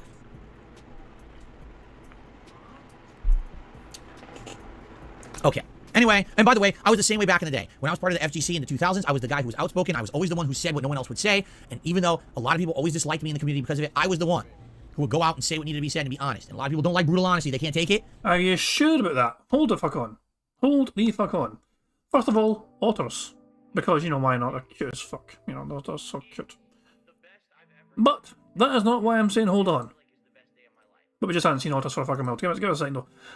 Do I need to fucking bring up the fucking... Hold on. This. Once more, I'm bringing this up. Phil talked about his fucking time back in the fucking FGC. And this is what Phil was basically fucking doing. I'll rewind it a little bit more just so you get more context as to what Phil was like dealing with direct confrontation. All of a sudden, there's Jaha and Mike Watson in my face. And they're basically saying, ha, we finally got you. Who the fuck do you think you are, you piece of shit, to talk shit online? That's it. We're going to fuck you up. All right? And I'm going to tell you the entire truthful story because... He makes it sound like they're just ganging up on him. They're like, grr, we're going to get you, Phil. We're going to fucking get you. All right? At that point, I was staring right at Mike Watson. And I'm like, dude, I'm going to be honest with you. I actually have no idea what I said to you because I just have no recollection. And he's like, you're full of shit. He's like, I don't believe you. You're, I'm going to beat your ass. And I was like, no. I put my hands behind my back like this. And I said, you got to do what you got to do. If you feel like you're going to make you feel better to hit me, then go ahead. I guess I deserve it. And he's like, well, I don't understand then. Why did you say those things? And I was like, dude, I'm an alcoholic. I admitted it to him right there. I was like, I'm an alcoholic. I drink too much all the time, and I just can't control myself when I do it. And at that point, I actually started crying because I felt so bad about everything that I had done. There you go, right there. There you go. Phil literally got on his knees and please, Mike Watson, do not hit me. I'm an alcoholic. Guys, don't hit me. This makes you look like a bitch. That I just kind of broke down right in front of him. And basically, he's a bitch. he believed me. And he was like, all right, well, I'm just going to tell you right now, you know, don't ever do this shit ever again. Because if you do, you're going to get your ass beat. All right? And that's basically Phil's story of how that fucking happened. Bear in mind that if you've never seen that before, Pixar Animations, the channel's in the description of his stream, he made that. And, by the way, so that was based on a reaction from Raven's Dolphin. I assume he's linked in this stream. Yeah, the original, there it is here. Here we go. So I'll link you Raven's video. Raven was like reacting to this when Phil was telling a story, and that's why Pixar was inspired to make an animation. But you know, so yeah, check out Raven's Dolphin as well if you want to kind of check out his robust reactions on Hoodlum Hours. You know what I mean? But the channel's in the chat right now. So yeah, Pixar just kind of seen this original fucking video of Raven reacting to it, and he thought, this deserves to get animated. So there we go. Anyway, let's get back to the fucking bingo. I just kind of thought, Phil's saying all that shit about the fucking FGC, I just fucking had to show that again, of what Phil was fucking like back in the fucking day. Based on Phil's own words, how he fucking handled confrontation, lying about his fucking alcohols and all that shit. Fuck off. Phil drank too much, that much is true. Was he an alcoholic? Fuck no. No, he was not a fucking alcoholic. Look, if he fucking drinks alcohol, $100 fucking shots, not shit, man. That is not the word of a fucking alcoholic. That is somebody that just fucking enjoys drinking a whole fucking lot, and when they fucking drink a lot, they say a bunch of dumb fucking shit online that gets them into fucking trouble. So they fucking use being an alcoholic as a fucking excuse when it's not actually fucking true. In the community because of it, I was the one who would go out and say what needed to be said and be honest. And a lot of people don't like brutal honesty. They can't take it. A lot of people hated me, right? Okay. All right, guys. We have a little bit of extra time. I've done all the shout-outs so far. So we have a little bit of extra time. If anyone would like to ask me a question, if any other contributions come in, right? Please, let me know. Let's do it. Let's do a little bit of a Q&A and interaction before we jump into Honda today.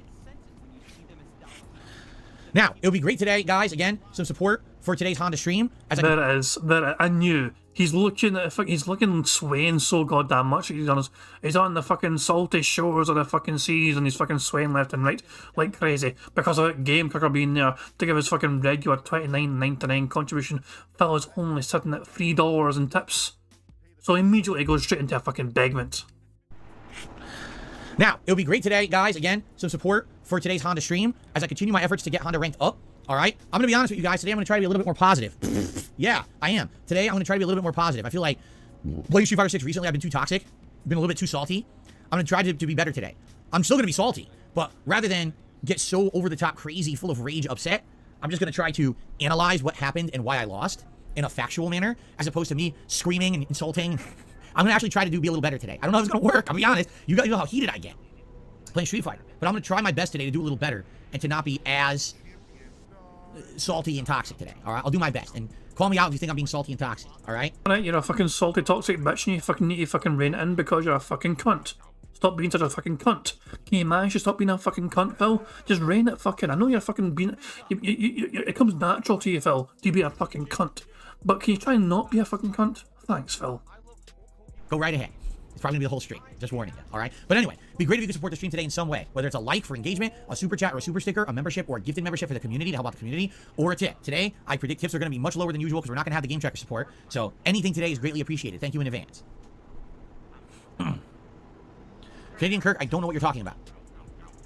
Jade, what's going on? He says he has a jury shirt on today. Mortal Kombat 1 was slow. I play Mortal Kombat 1 story and towers, but not online because you love Mortal Kombat. I'm of the same. Like, I feel like the gameplay was not that good. You know, I don't know if the entire game will be like that when it comes out, but I'm definitely interested in more different characters than what was in that beta. I'm definitely playing the story when it comes out for sure, and I hope that there's better offline content than just story. I do hope there's another mode that'll be better than that, because sadly, no crypt really actually makes me worried. If they remove the crypt, then what are you replacing it with? You can't just remove a significant amount of content that you always had in the last 3 games and expect that you can charge the same amount. So let's see what happens, okay? Thank you, Brownie. Brownie says your dedication to fighting games is impressive, and I hope you get Master for Hunt. Thank you. That's very nice of you. What's going on, Airhead? How you doing? Wade says Street Fighter 6 really raised the bar. Completely agree. Oh, let's see here. Fazeus says you have to maintain a positive attitude. The second you start getting flustered, you don't play as good. Stay relaxed and positive. Same principle applies to any online game. You're right. You guys are 100% right. Diaphone was right when he told me the same thing. When I get heated, I tend to make more mistakes. That is absolutely true. So I need to try to cool. If I play a match and everything goes wrong, I gotta stop playing and don't jump into the next set and cool down, talk with you guys for a couple minutes. I need to do that. I need to get better at doing that because I do tend to just jump right into the next match, pissed off, and then I fuck up again, and it continues. The steamrolling failure continues. I need to get better at the cooling process, right? The cool down. Let's see here. Retro Parasite did a super chat. He says there's been a tweet claiming the campaign is going to be 6 to 8 hours long. That's all right. That's pretty much on par. At least it's not 5. I think it was MK10 that had the shortest campaign. It was only like 5 hours. I was kind of upset about that. I would like to do 2 to 3 streams of the story if possible. I think that'd be really nice. So hopefully that's true, because that would be a good few solid days of playing Mortal Kombat 1 before we even worry about the online play. So that's good. Some tips have come in here. I got a $2 tip. Someone says, you're not wrong about esports corrupting the FGC. Many said the same thing, but I hate how certain people will pretend you're the only one saying this to be just to be contrarian. Sad. See, and that's the thing. I only know from my own perspective. Perhaps there are other people saying stuff similar to me, but everyone pretends like I'm the only one, and my opinion is completely invalid, right? No, dude, it's bullshit. You're right. Anything Darkside Phil says is invalid. Even if it's right, it's invalid, right? Shout out to Adam, who tipped me $5. Thank you, Adam, for a $5 tip. And actually, that's the biggest tip of the day. Let's get Adam up on the leaderboard. Thank you very much. So I'll give you up to $10 in tips to start today. Thank you so very much, guys. Here we go. Thank you, thank you. Cool. All right. When is GTA? Tuesday and Wednesday daytime streams, GTA 5. Nobert says, I'm a brand new supporter. Can't I get no love? Can't you get no love? Shout out to Nobert. I gave you a shout out, sir. Or it is sir, correct? I did give you a shout out when you became a member. Thank you for the support. When is Lily ranked? I don't know. My goal is to get Honda and Blanca to Master. Once Honda and Blanca get to Master, I will likely give them a little bit of a rest and try other characters. Lily is one, Zangief is one, and Luke is one. Like, those are the 3. And I kind of want to try Dalsim again, as I know how bad that's going to be. I'm probably going to get completely destroyed, but I kind of want to try Dalsim again. Okay? But for me, my focus is getting Honda and Blanca to Master, and once that's established, then we can move on to other characters, and Lily will definitely be one of them. Okay? Oh, really? Jade says Cyrax and Sector are cameos. I really wanted to play with Cyrax. I was hoping Cyrax was playable. God damn it.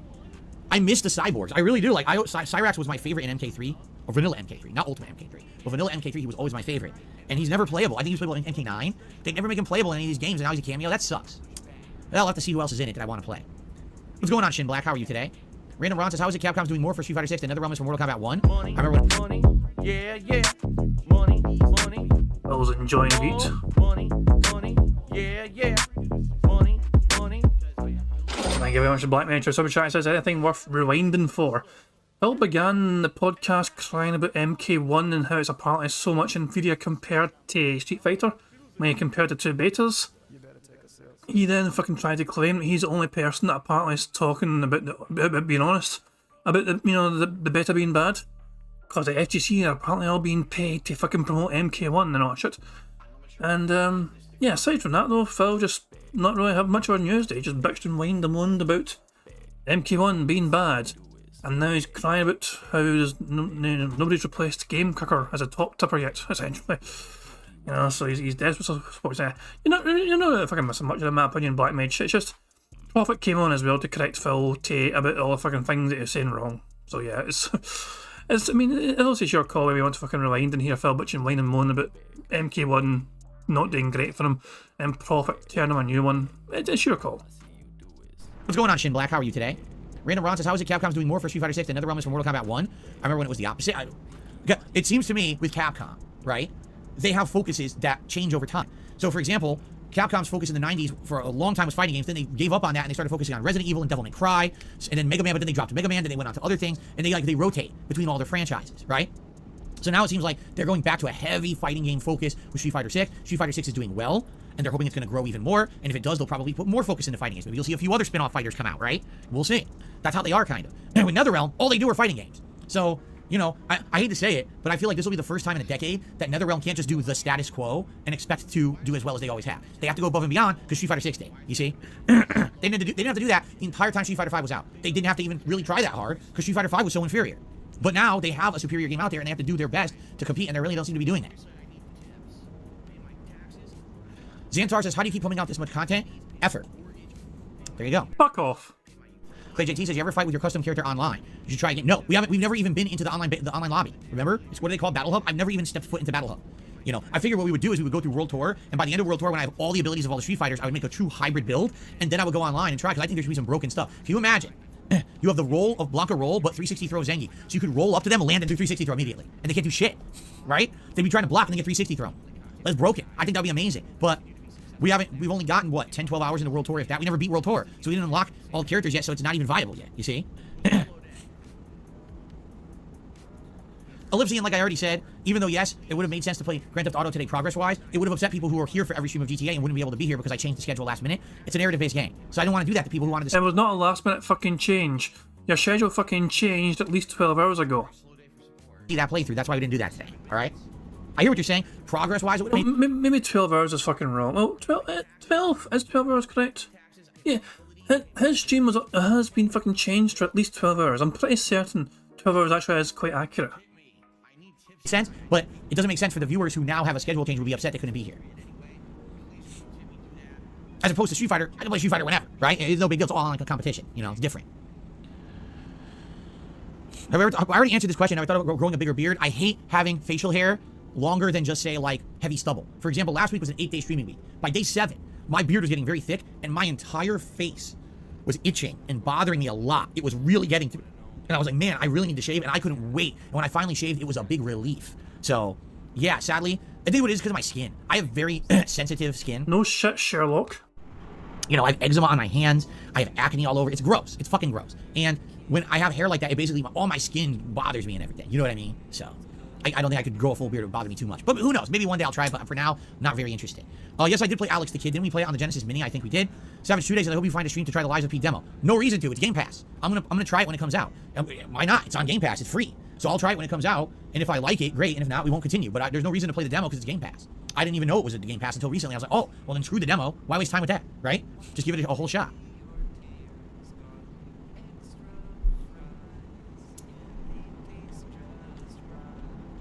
Okay.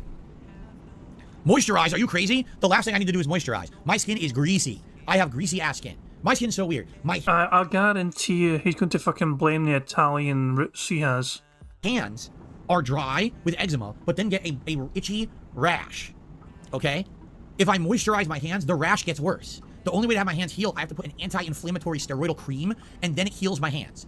That's the only way I can get my hands to heal. Okay? Bruh. My other skin is greasy. Everywhere on my body is grease. It's disgusting. If I go like this on my forehead, my whole fingers will be covered in grease. It's revolting. My skin is terrible. It's some of the worst you could have. And I was on Accutane when I was a kid. It's better now than when I was a kid. When I was a kid, a teenager growing up, and I started to get facial hair, all of the pores on my face got infected. And one day I went to work. Remember I told you I worked at the health food store, salads and stuff? I went to work, and my face was so inflamed with acne. My boss said to me, you've got to go to a doctor. He always like, dude, there's no way you can live like that. And you're just hitting puberty. He's like, you've got to go to a doctor for that because that's just going to get worse. And how are you going to live like that? Your whole face is going to look disgusting for your whole life. So I went to a dermatologist, and the dermatologist... And it still looks disgusting right now to this fucking day, Phil. So there we go. The doctor did fuck all. Just prescribed me Accutane. And then I still have acne, but it's nowhere near as bad as it was when I was a teenager. Like, that was atrocious of pain and inflamed. It was disgusting. So I just have insanely bad skin. Mr. Game Master, thank you for the super chat. So do you think Baldur's Gate 3 will run smooth on PS5? I would hope so. I would hope that they've optimized it so that it runs well on PS5. Now, it very well might not be... excuse me. It very well might not run... Jeffrey Walsh is a little bit confused about Phil in a health food store. Let me correct the fucking narrative here right now. Phil had a part-time job working in the mall tossing salad at some cart. It wasn't even a fucking proper shop. It was one of these fucking little, you know, cart stalls in between shops, so you're kind of in the middle of the mall essentially. So yeah, Phil was tossing salad for a part-time job while he was still in school at the local mall. Make of that information what you will. Mr. Game Master. Is your name like 1111, something like that? It is. Is it 5 ones? I got it right. I guessed and I was correct. It might not look as good as PC because probably it's going to have a lot of the effects disabled, right? I would think they probably won't have all the effects available that were on PC. But it should look darn good. You would hope so. Like Diablo looked great, right? I think Diablo looked amazing on console. So hopefully it's similar.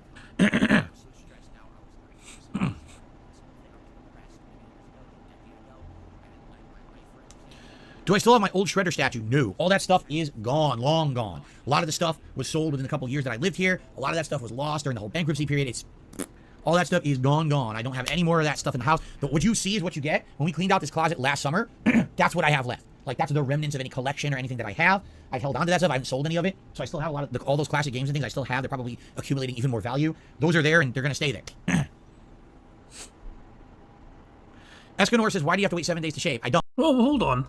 What the fuck happened to his eye there? Look at his fucking, well, from our perspective, look at his left-hand eye. Left-hand eye. Fuck off. Look at his eye, right, from the left, from our perspective. And it just fucking has a weird twitch. It's a weird thing to fucking notice, no, but I'm also kind of noticing these kind of wee things, wee twitches, whatever. Is that a stroke? It might be a wee mini stroke, yeah. Those are there and they're going to stay there. Escanor says, why do you have to wait 7 days to shave? I don't. But typically I like to shave once a week because if I shave more than that, my skin gets irritated because I have bad skin. If I shave every day, my whole face swells up. So if I shave like every 3 or 4 days, it's better. If I shave once a week, it's ideal. Yeah, when you have bad skin, you just got to deal with all this shit. It's terrible. Jay says, I miss Street Fighter. Well, miss it no more. We'll have Street Fighter within a few minutes here, right? Let's see. I received a $2 tip. Big Larry Gaming says, sorry about MK1. I was hoping it was great. At least we have the beauty that is E Honda and his sumo stomp. Have a great Sunday. Thank you to Big Larry Gaming for that tip. I appreciate that. Okay.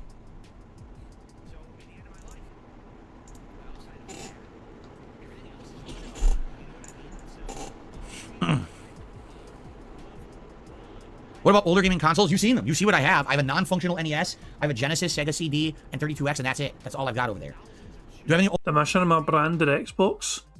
That's probably worth a good bit of money, which he fucking neglected to fucking tell the bankruptcy lawyer. I mean, that's a very unique fucking Xbox 360 he fucking had. They could have fucking sold for some good money. They didn't bother to fucking declare. non-functional NES? I have a Genesis, Sega CD, and 32X, and that's it. That's all I've got over there. Do you have any old arcade boards? No. I told you guys the story last year when I reacted to the John and Howard video. One of the big misconceptions about what Howard said in that video was that I never paid anyone for Project 7, right? Yet when I moved away from Connecticut, I had given Howard my Super Turbo board and allowed him to... It was his fucking board. No. It was his fucking board to fucking begin with, for fuck's sake. You don't need to hold the fuck on. Yet when I moved away from Connecticut, I had given Howard my Super Turbo board and allowed him to keep it as part of the agreement for these t-shirts that he has to actually like finance. So you broke it, right? Your ass fucking broke the goddamn board. He took it off you. You didn't want it anymore because it was fucking broke. He managed to fucking get it fixed. He paid for it to get fucking fixed. And then he was like, you went and said to him, oh, can I get the board back? No!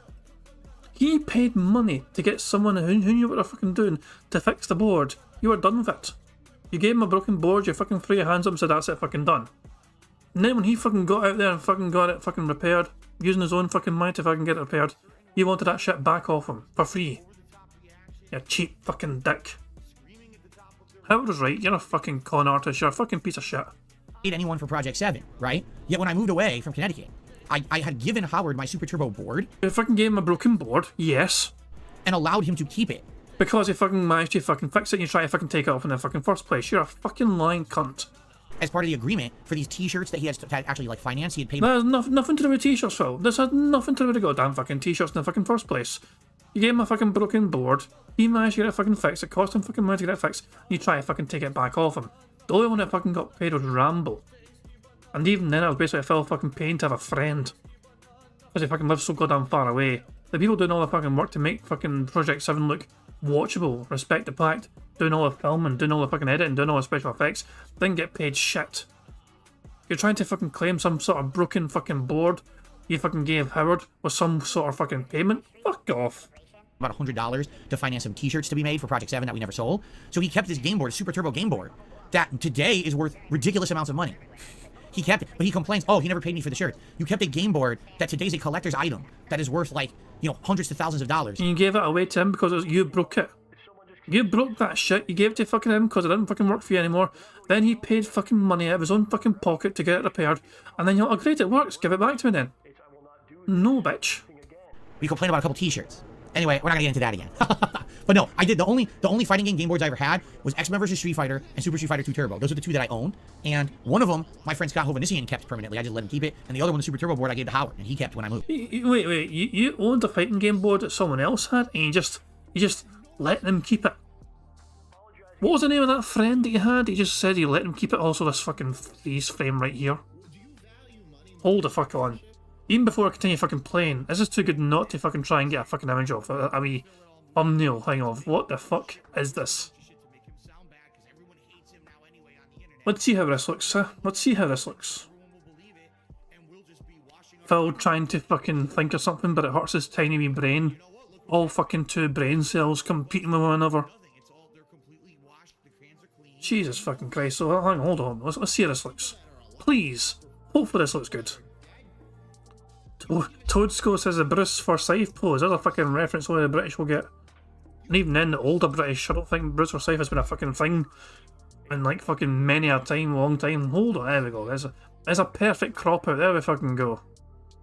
Phil's tiny wee brain started fucking hurting him when he tried to fucking think of a reason to why Howard fucking got to keep the fucking board. Fucking hell.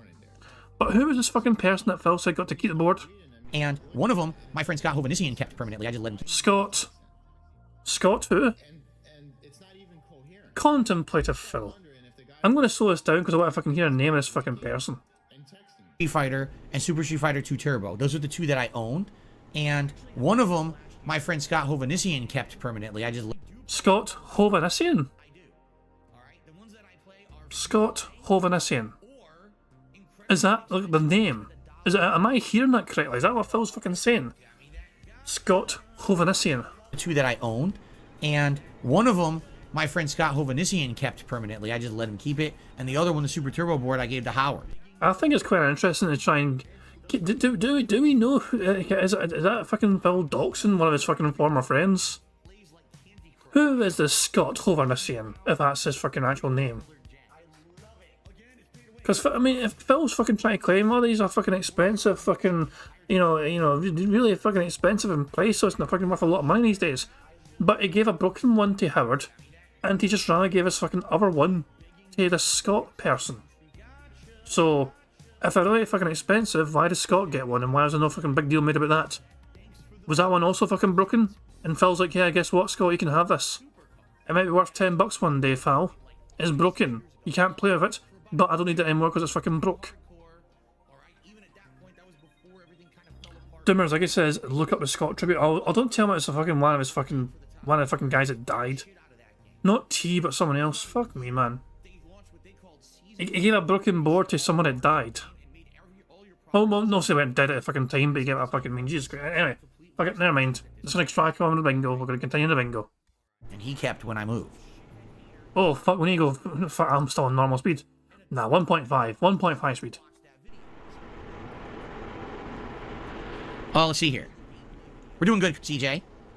Ventisky says, what side content do you enjoy making the most? Smart Guys, DSP Tries It, Ask the King, Project 7, visiting events. You know, it was all fun. As I keep telling you guys this, a lot of people don't understand. To me, back in the day, over 10 years ago, when I lived in Connecticut, that wasn't work. That was just fun. That was like, if I got to go to an event with John or Howard or other people and hang out and record, that was just a fun event I got to do. And the fact that people wanted to watch me do it in a video and essentially pay me to do it was shocking to me. You know, when John came over every Saturday and we did co-op gameplay, that wasn't work. That was a fun hangout session with a friend, but people liked it and paid us for it. For me, it was like win-win.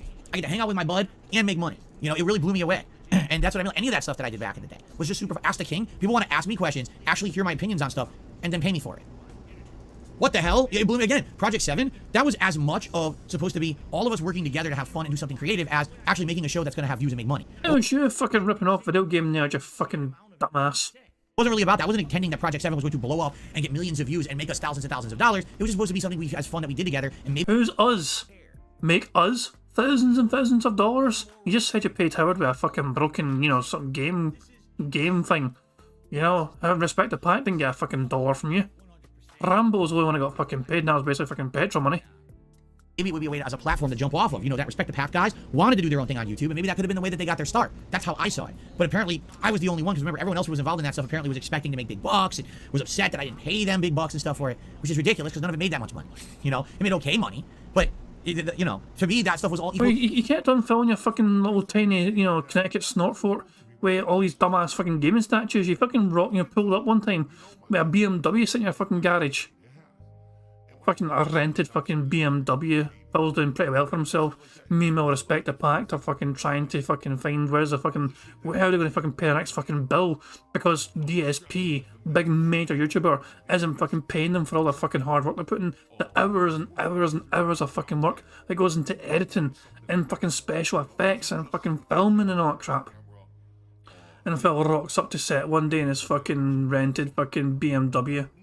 Doesn't know how to fucking, when to change the fucking oil. He expected the fucking BMW guy to fucking do it for him. Dumbass. really wild and fun. Really, it was just like, wow, I could buy a meal from Burger King, sit down with a camera, eat the meal, and it's gonna get 30,000 views and make me $100. What the hell is going on? It was wild times, right? It really was bizarre. Brownie, if you want to talk about that, we can talk about that during the event coming up. He says, what are some of the key lessons you learned about building and maintaining an engaged audience on YouTube? Well, let's talk about that during the marathon on Saturday. That's a key question to ask someone like me who's been around for so long, because I got some good answers, but we're nearing the end of the podcast today, so.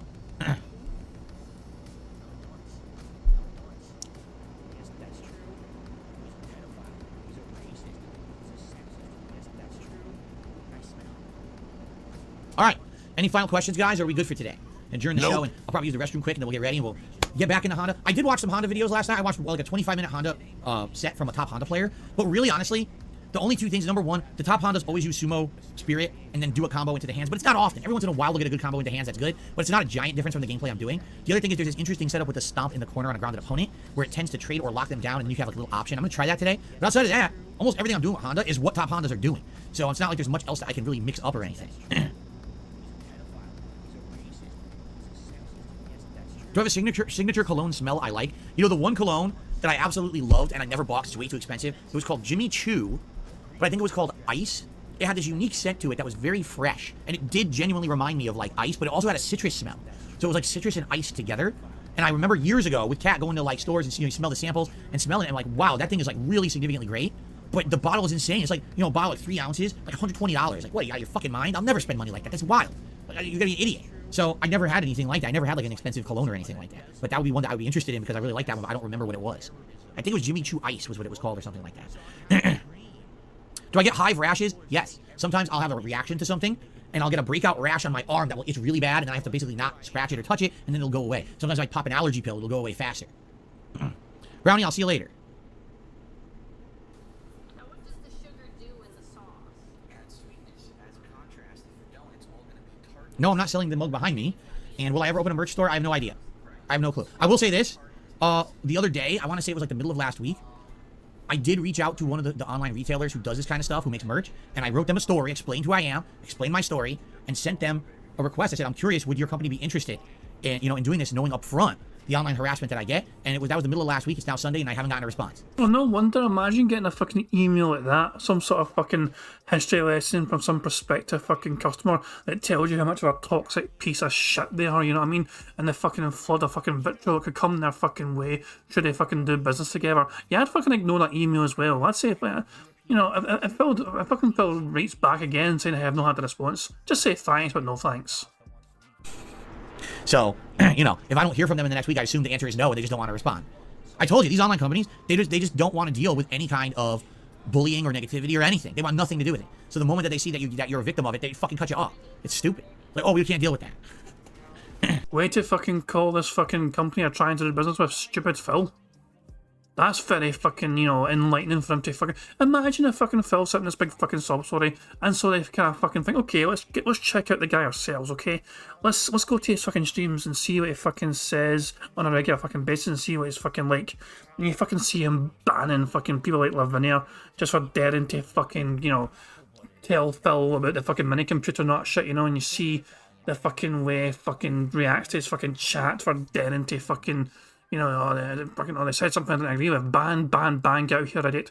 Calling us fucking chat idiots and morons. Bitching about the FGC and calling them paid shills, not crap. Then trying to fucking, shill himself, not crap. Of course, gonna fucking look at Phil streams fucking negatively. And then they fucking just hear what I just said right there. Basically being referred to as fucking idiots because I don't want to fucking deal with fucking toxicity like Phil. No wonder. Yeah, D-Dog says, like, the fucking vets, the fucking vet story, or Comcast, they'll tell DSP they're a scam, you're the greatest. Fuck me, man, yeah, it's just... Fucking hell.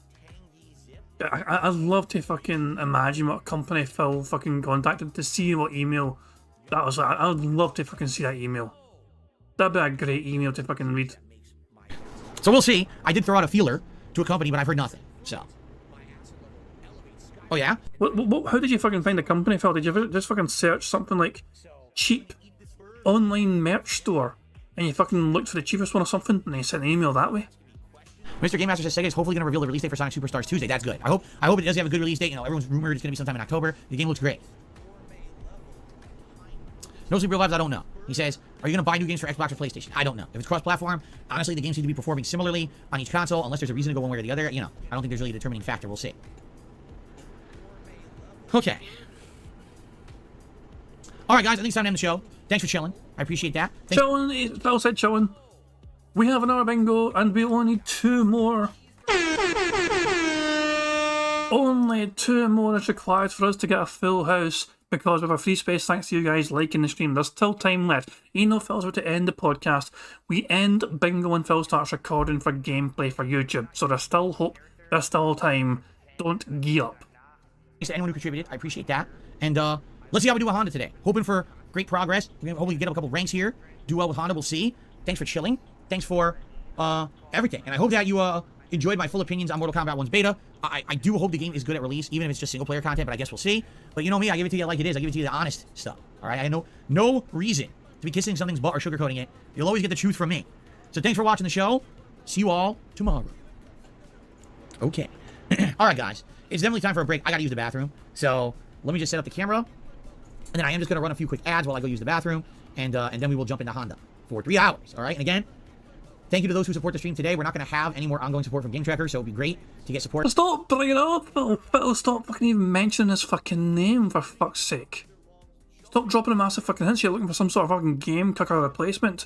Just get the fuck on with it. You know, I'm hoping that now, without Game Tracker, that doesn't mean that every Street Fighter stream will be like dead for support. That would really suck. All right, so hopefully it Hint, hint, hint, dumbasses.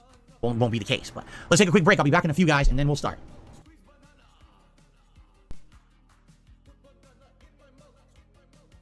Okay, I made a full stream and I'm fast forwarding because he's running ads, which means he's fucking playing music. Here we go. He's back here. So we can unmute here. Get out the way! Fuck no, hold on. Here we go. Okay, everybody, I am back. Let's get set up and get started here with our ranked gameplay of E-Honda in Street Fighter 6. If I remember correctly, we're in 2-star Diamond, am I right? You guys probably remember better than me. I think we're in 2-star Diamond, but we were climbing up, right? We were climbing up and up and up. And I think we're near 3. I want to say we're near 3-star Diamond. If that's the case, maybe we can actually get the 4-star Diamond today, which would be really cool, being that it's a 3-hour stream. I guess we'll see how it goes.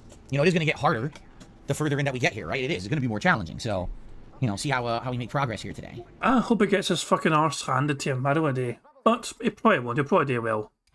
Let's start an activity. How does that sound? Start an activity. No, play the game. Let's start the activity. I don't know what that means. All right, everyone, we're going to jump in here. Now, I told you today, I'm going to make an active effort to not be as angry, salty, toxic, whatever you want to call it. Going to try to be more constructive.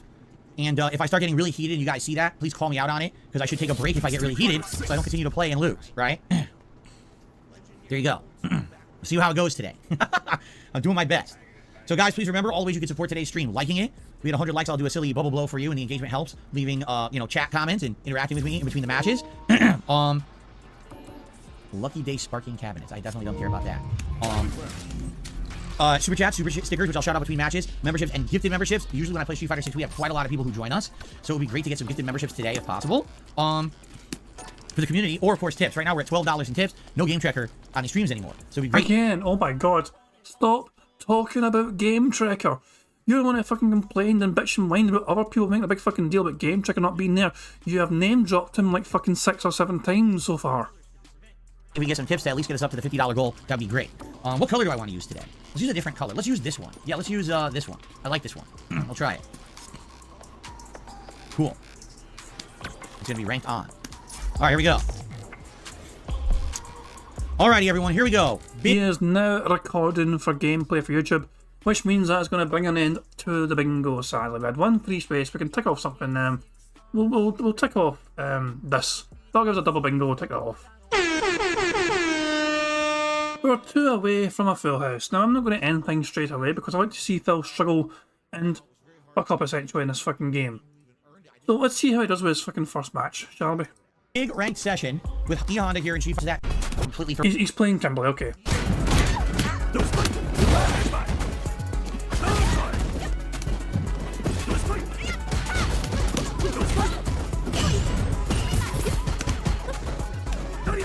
Hopefully they'll lose. Oh, got me. Man, yeah, Phil's doing quite well, he's on top. This would be an amazing comeback if Kimberly pulls off. Probably not though. Good. Yeah. Didn't expect it. This is not live DSP, remember, this is his first fight.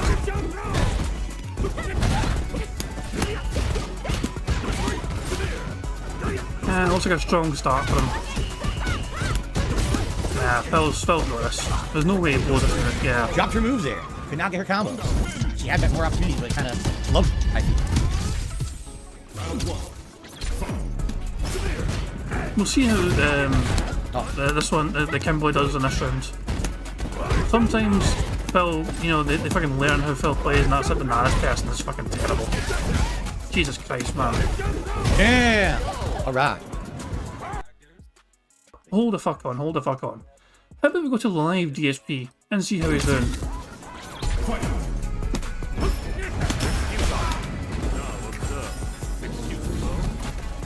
$34 in tips, 1 minute man has been and went. Phil is now 3-star diamond. And he's 1 round up on his JP.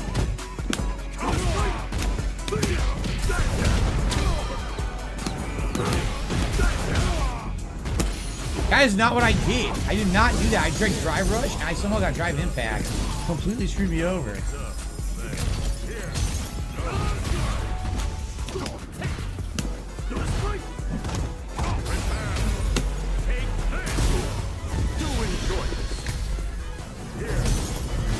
Oh, Phil might get fucked. There we go, I can't one block each. it. I don't know what's unblockable there or how to block it. It hits me anyway.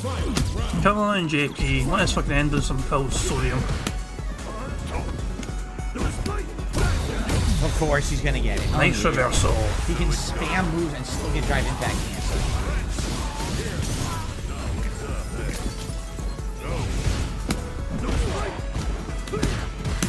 Keep him away. Come on, keep Phil away. He's gonna try and get close to you and just fucking spam shit. Nice counter.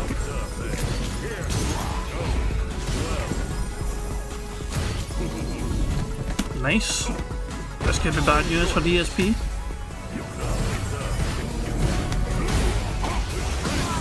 Oh, nicely done. Still couldn't block it. I stuff. knew it. I saw it. Phil loses. I'm trying to block on reaction and it won't let me. I don't know. It's tricky mix-up stuff, and I swear I know what to do. But then when I try to block it, like the level 2, I don't know. I tried to down back it and it Straight seemed up to work. copium.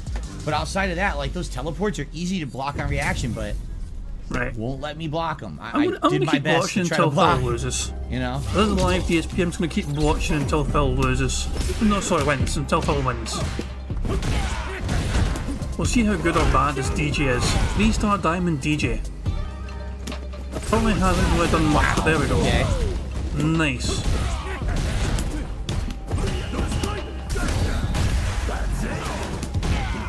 Phil's got his first round, I think.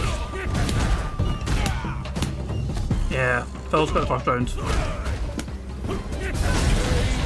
Very good. This DJ's not too bad though, it seems. I don't know. There's potential there. Like, once they get a grasp of how Phil plays, usually it only takes like a couple of rounds, and then Phil usually fucking gets punished by better players. Because Phil would run out of ideas. Wow.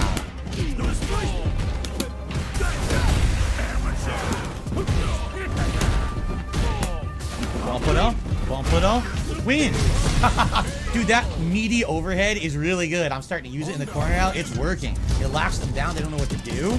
So you can do throw, or you can just do combo, or you can do a bunch of different things there. Come on, DJ, do something fucking better at least, man. Can't be fucking bending over and just get fucking letting Phil have his way with him. For fuck's sake. Try and do something fucking impressive, DJ.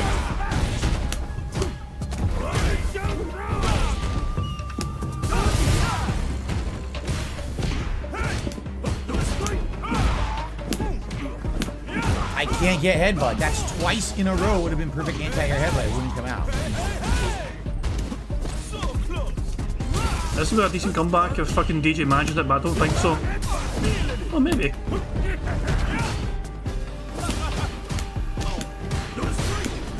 That was headbutt. Well done, DJ. Well done, DJ. I have it won.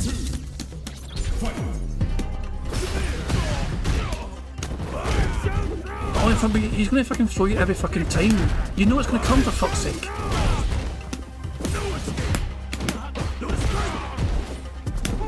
For fuck's sake, man. Every fucking time. I have the games won, and then they drop moves, and that's the end, man. Ooh. Both DJs finally fucking comprehend the fact that Phil's just fucking going to try and get close to him and fucking throw him. Wow. Come on, DJ. Don't be so shit. That's a bit better so far. It's a bit better.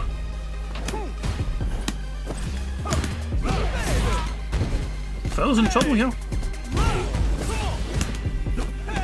Okay. He's in trouble.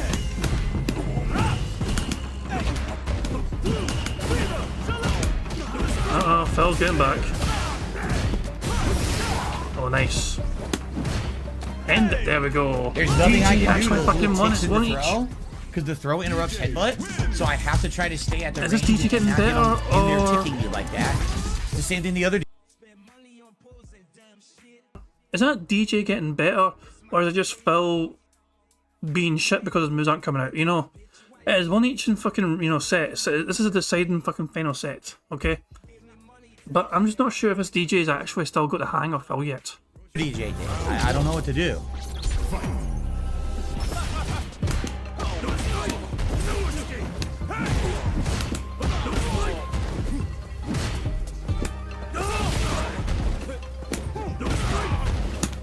Where you going?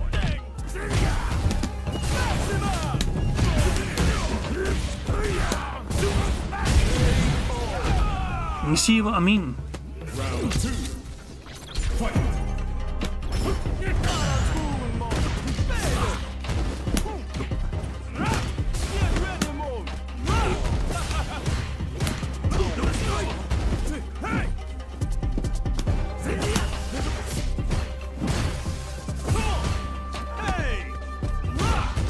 This DJ needs to be fucking perfect now. For the rest of this round as well as the next round, this DJ needs to be fucking spot on and perfect.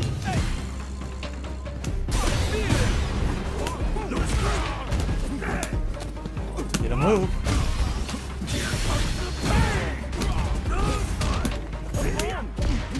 I did butt splash Oh, and nice. jump forward.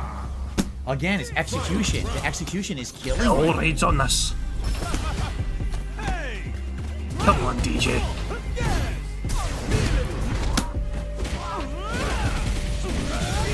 Oh, nice. Now he gets a level 3. Do anything. Come on. Make the most of it. Capitalized. Nice. Not nice.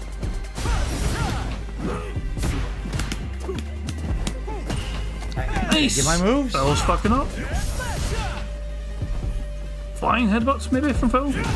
He kicked right through my anti-air. Nice. Oh, come on. Phil actually might. There's no way come I'm back winning. from this. There's no way I'm coming back. This sucks because it was all execution. It wasn't being outplayed. It was literally execution problems the whole This round. isn't over. Oh, it is over now. You saw that? I had him. I had it won, but I didn't have the health to absorb the hit. It's I over. countered hit him with drive impact and still died. You're a loser, Phil. That's just terrible. It's terrible to lose when you're outplaying and you know what to do, and your execution is not coming out. Excuses. You know, I was like, damn, I lost literally 100% on move Excuses. dropping. Excuses. He's Well, I'll almost, do one more, then we're gonna take he's a break. almost gonna get demoted. I don't know what else to say. Like, I'm trying my absolute best here. And if the moves continue to drop, I can't Oh, win. please you be know? good. Please be good, Rashid. Thank you. Please be good, Rashid.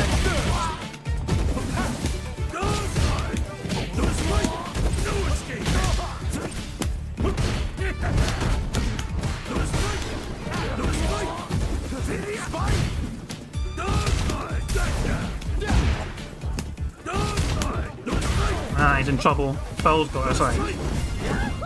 That was a nice dodge. This would be a great comeback if Rashid pulled it off. Nah, it's over.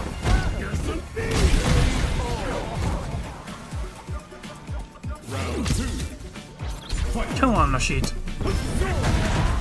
Oh, see, I want the combo and I always drop it. I drop it every time.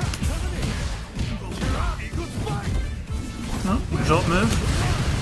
Come on, Rashid. Do some more drop throws. Come on. Come on, Rashid. Fucking throw him. That's not going to work. Oh, that actually did work. I think Phil still got his one though. It's hard to see Phil not winning this.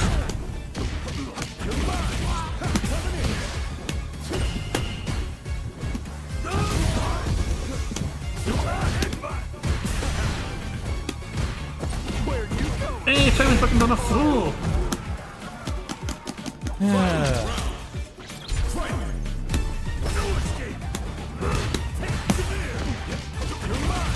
Come on, Rashid.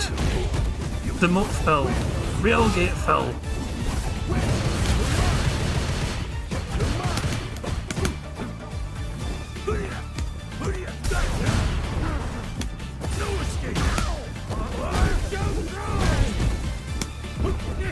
It's a close one.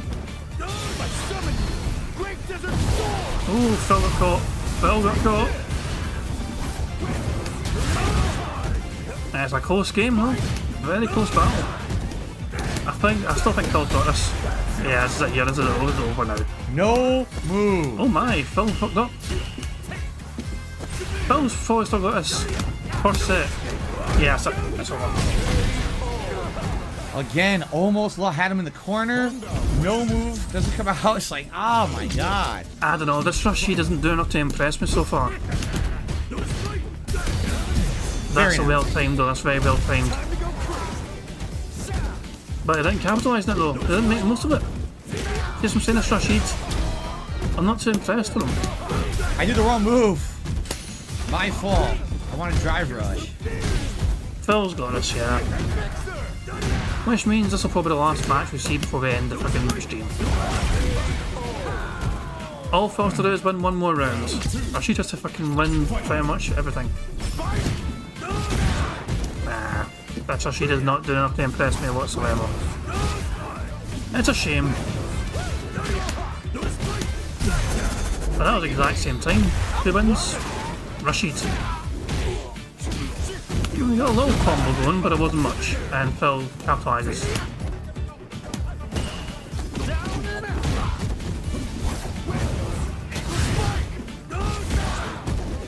Nah, there's no way Phil's going to fall for that again, is he?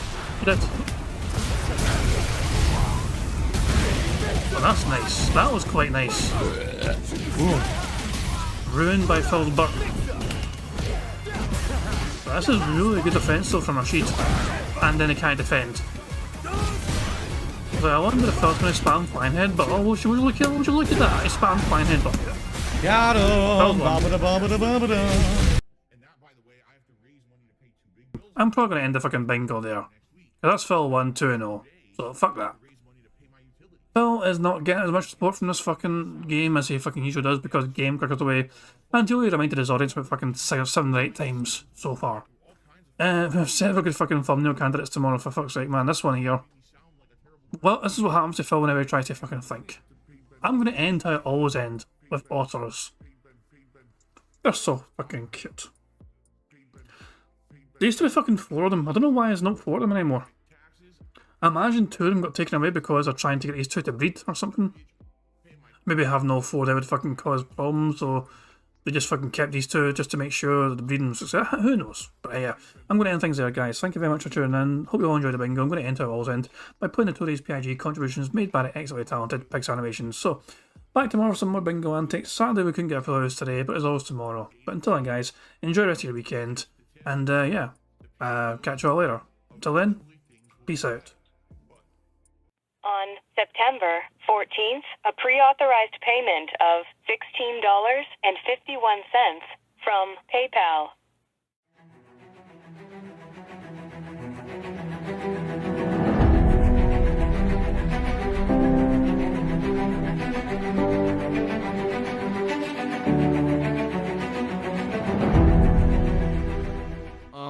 right, Luna Mills has tipped me $1.30. And says, I'm back. What's your favorite type of shower? When you're showered in money. When you go outside and all of a sudden, greenbacks start falling from the sky. And you raise your face up, you're like, oh, you start dancing, you go, oh, money, money, yeah, yeah. All right, I don't know what the hell you're talking about, but thank you for the first tip of the day.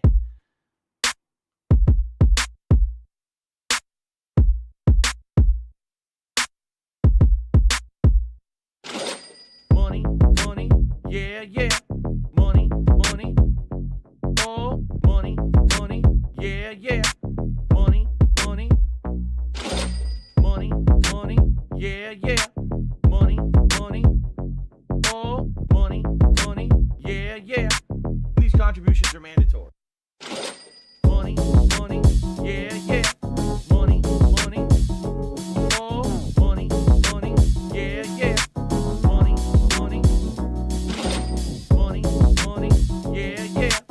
Money, money, oh, money, money, yeah, yeah. These contributions are mandatory.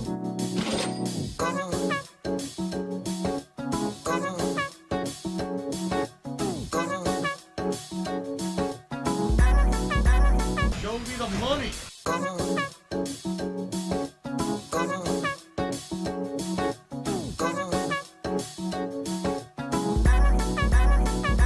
Free. Money, money, yeah, yeah.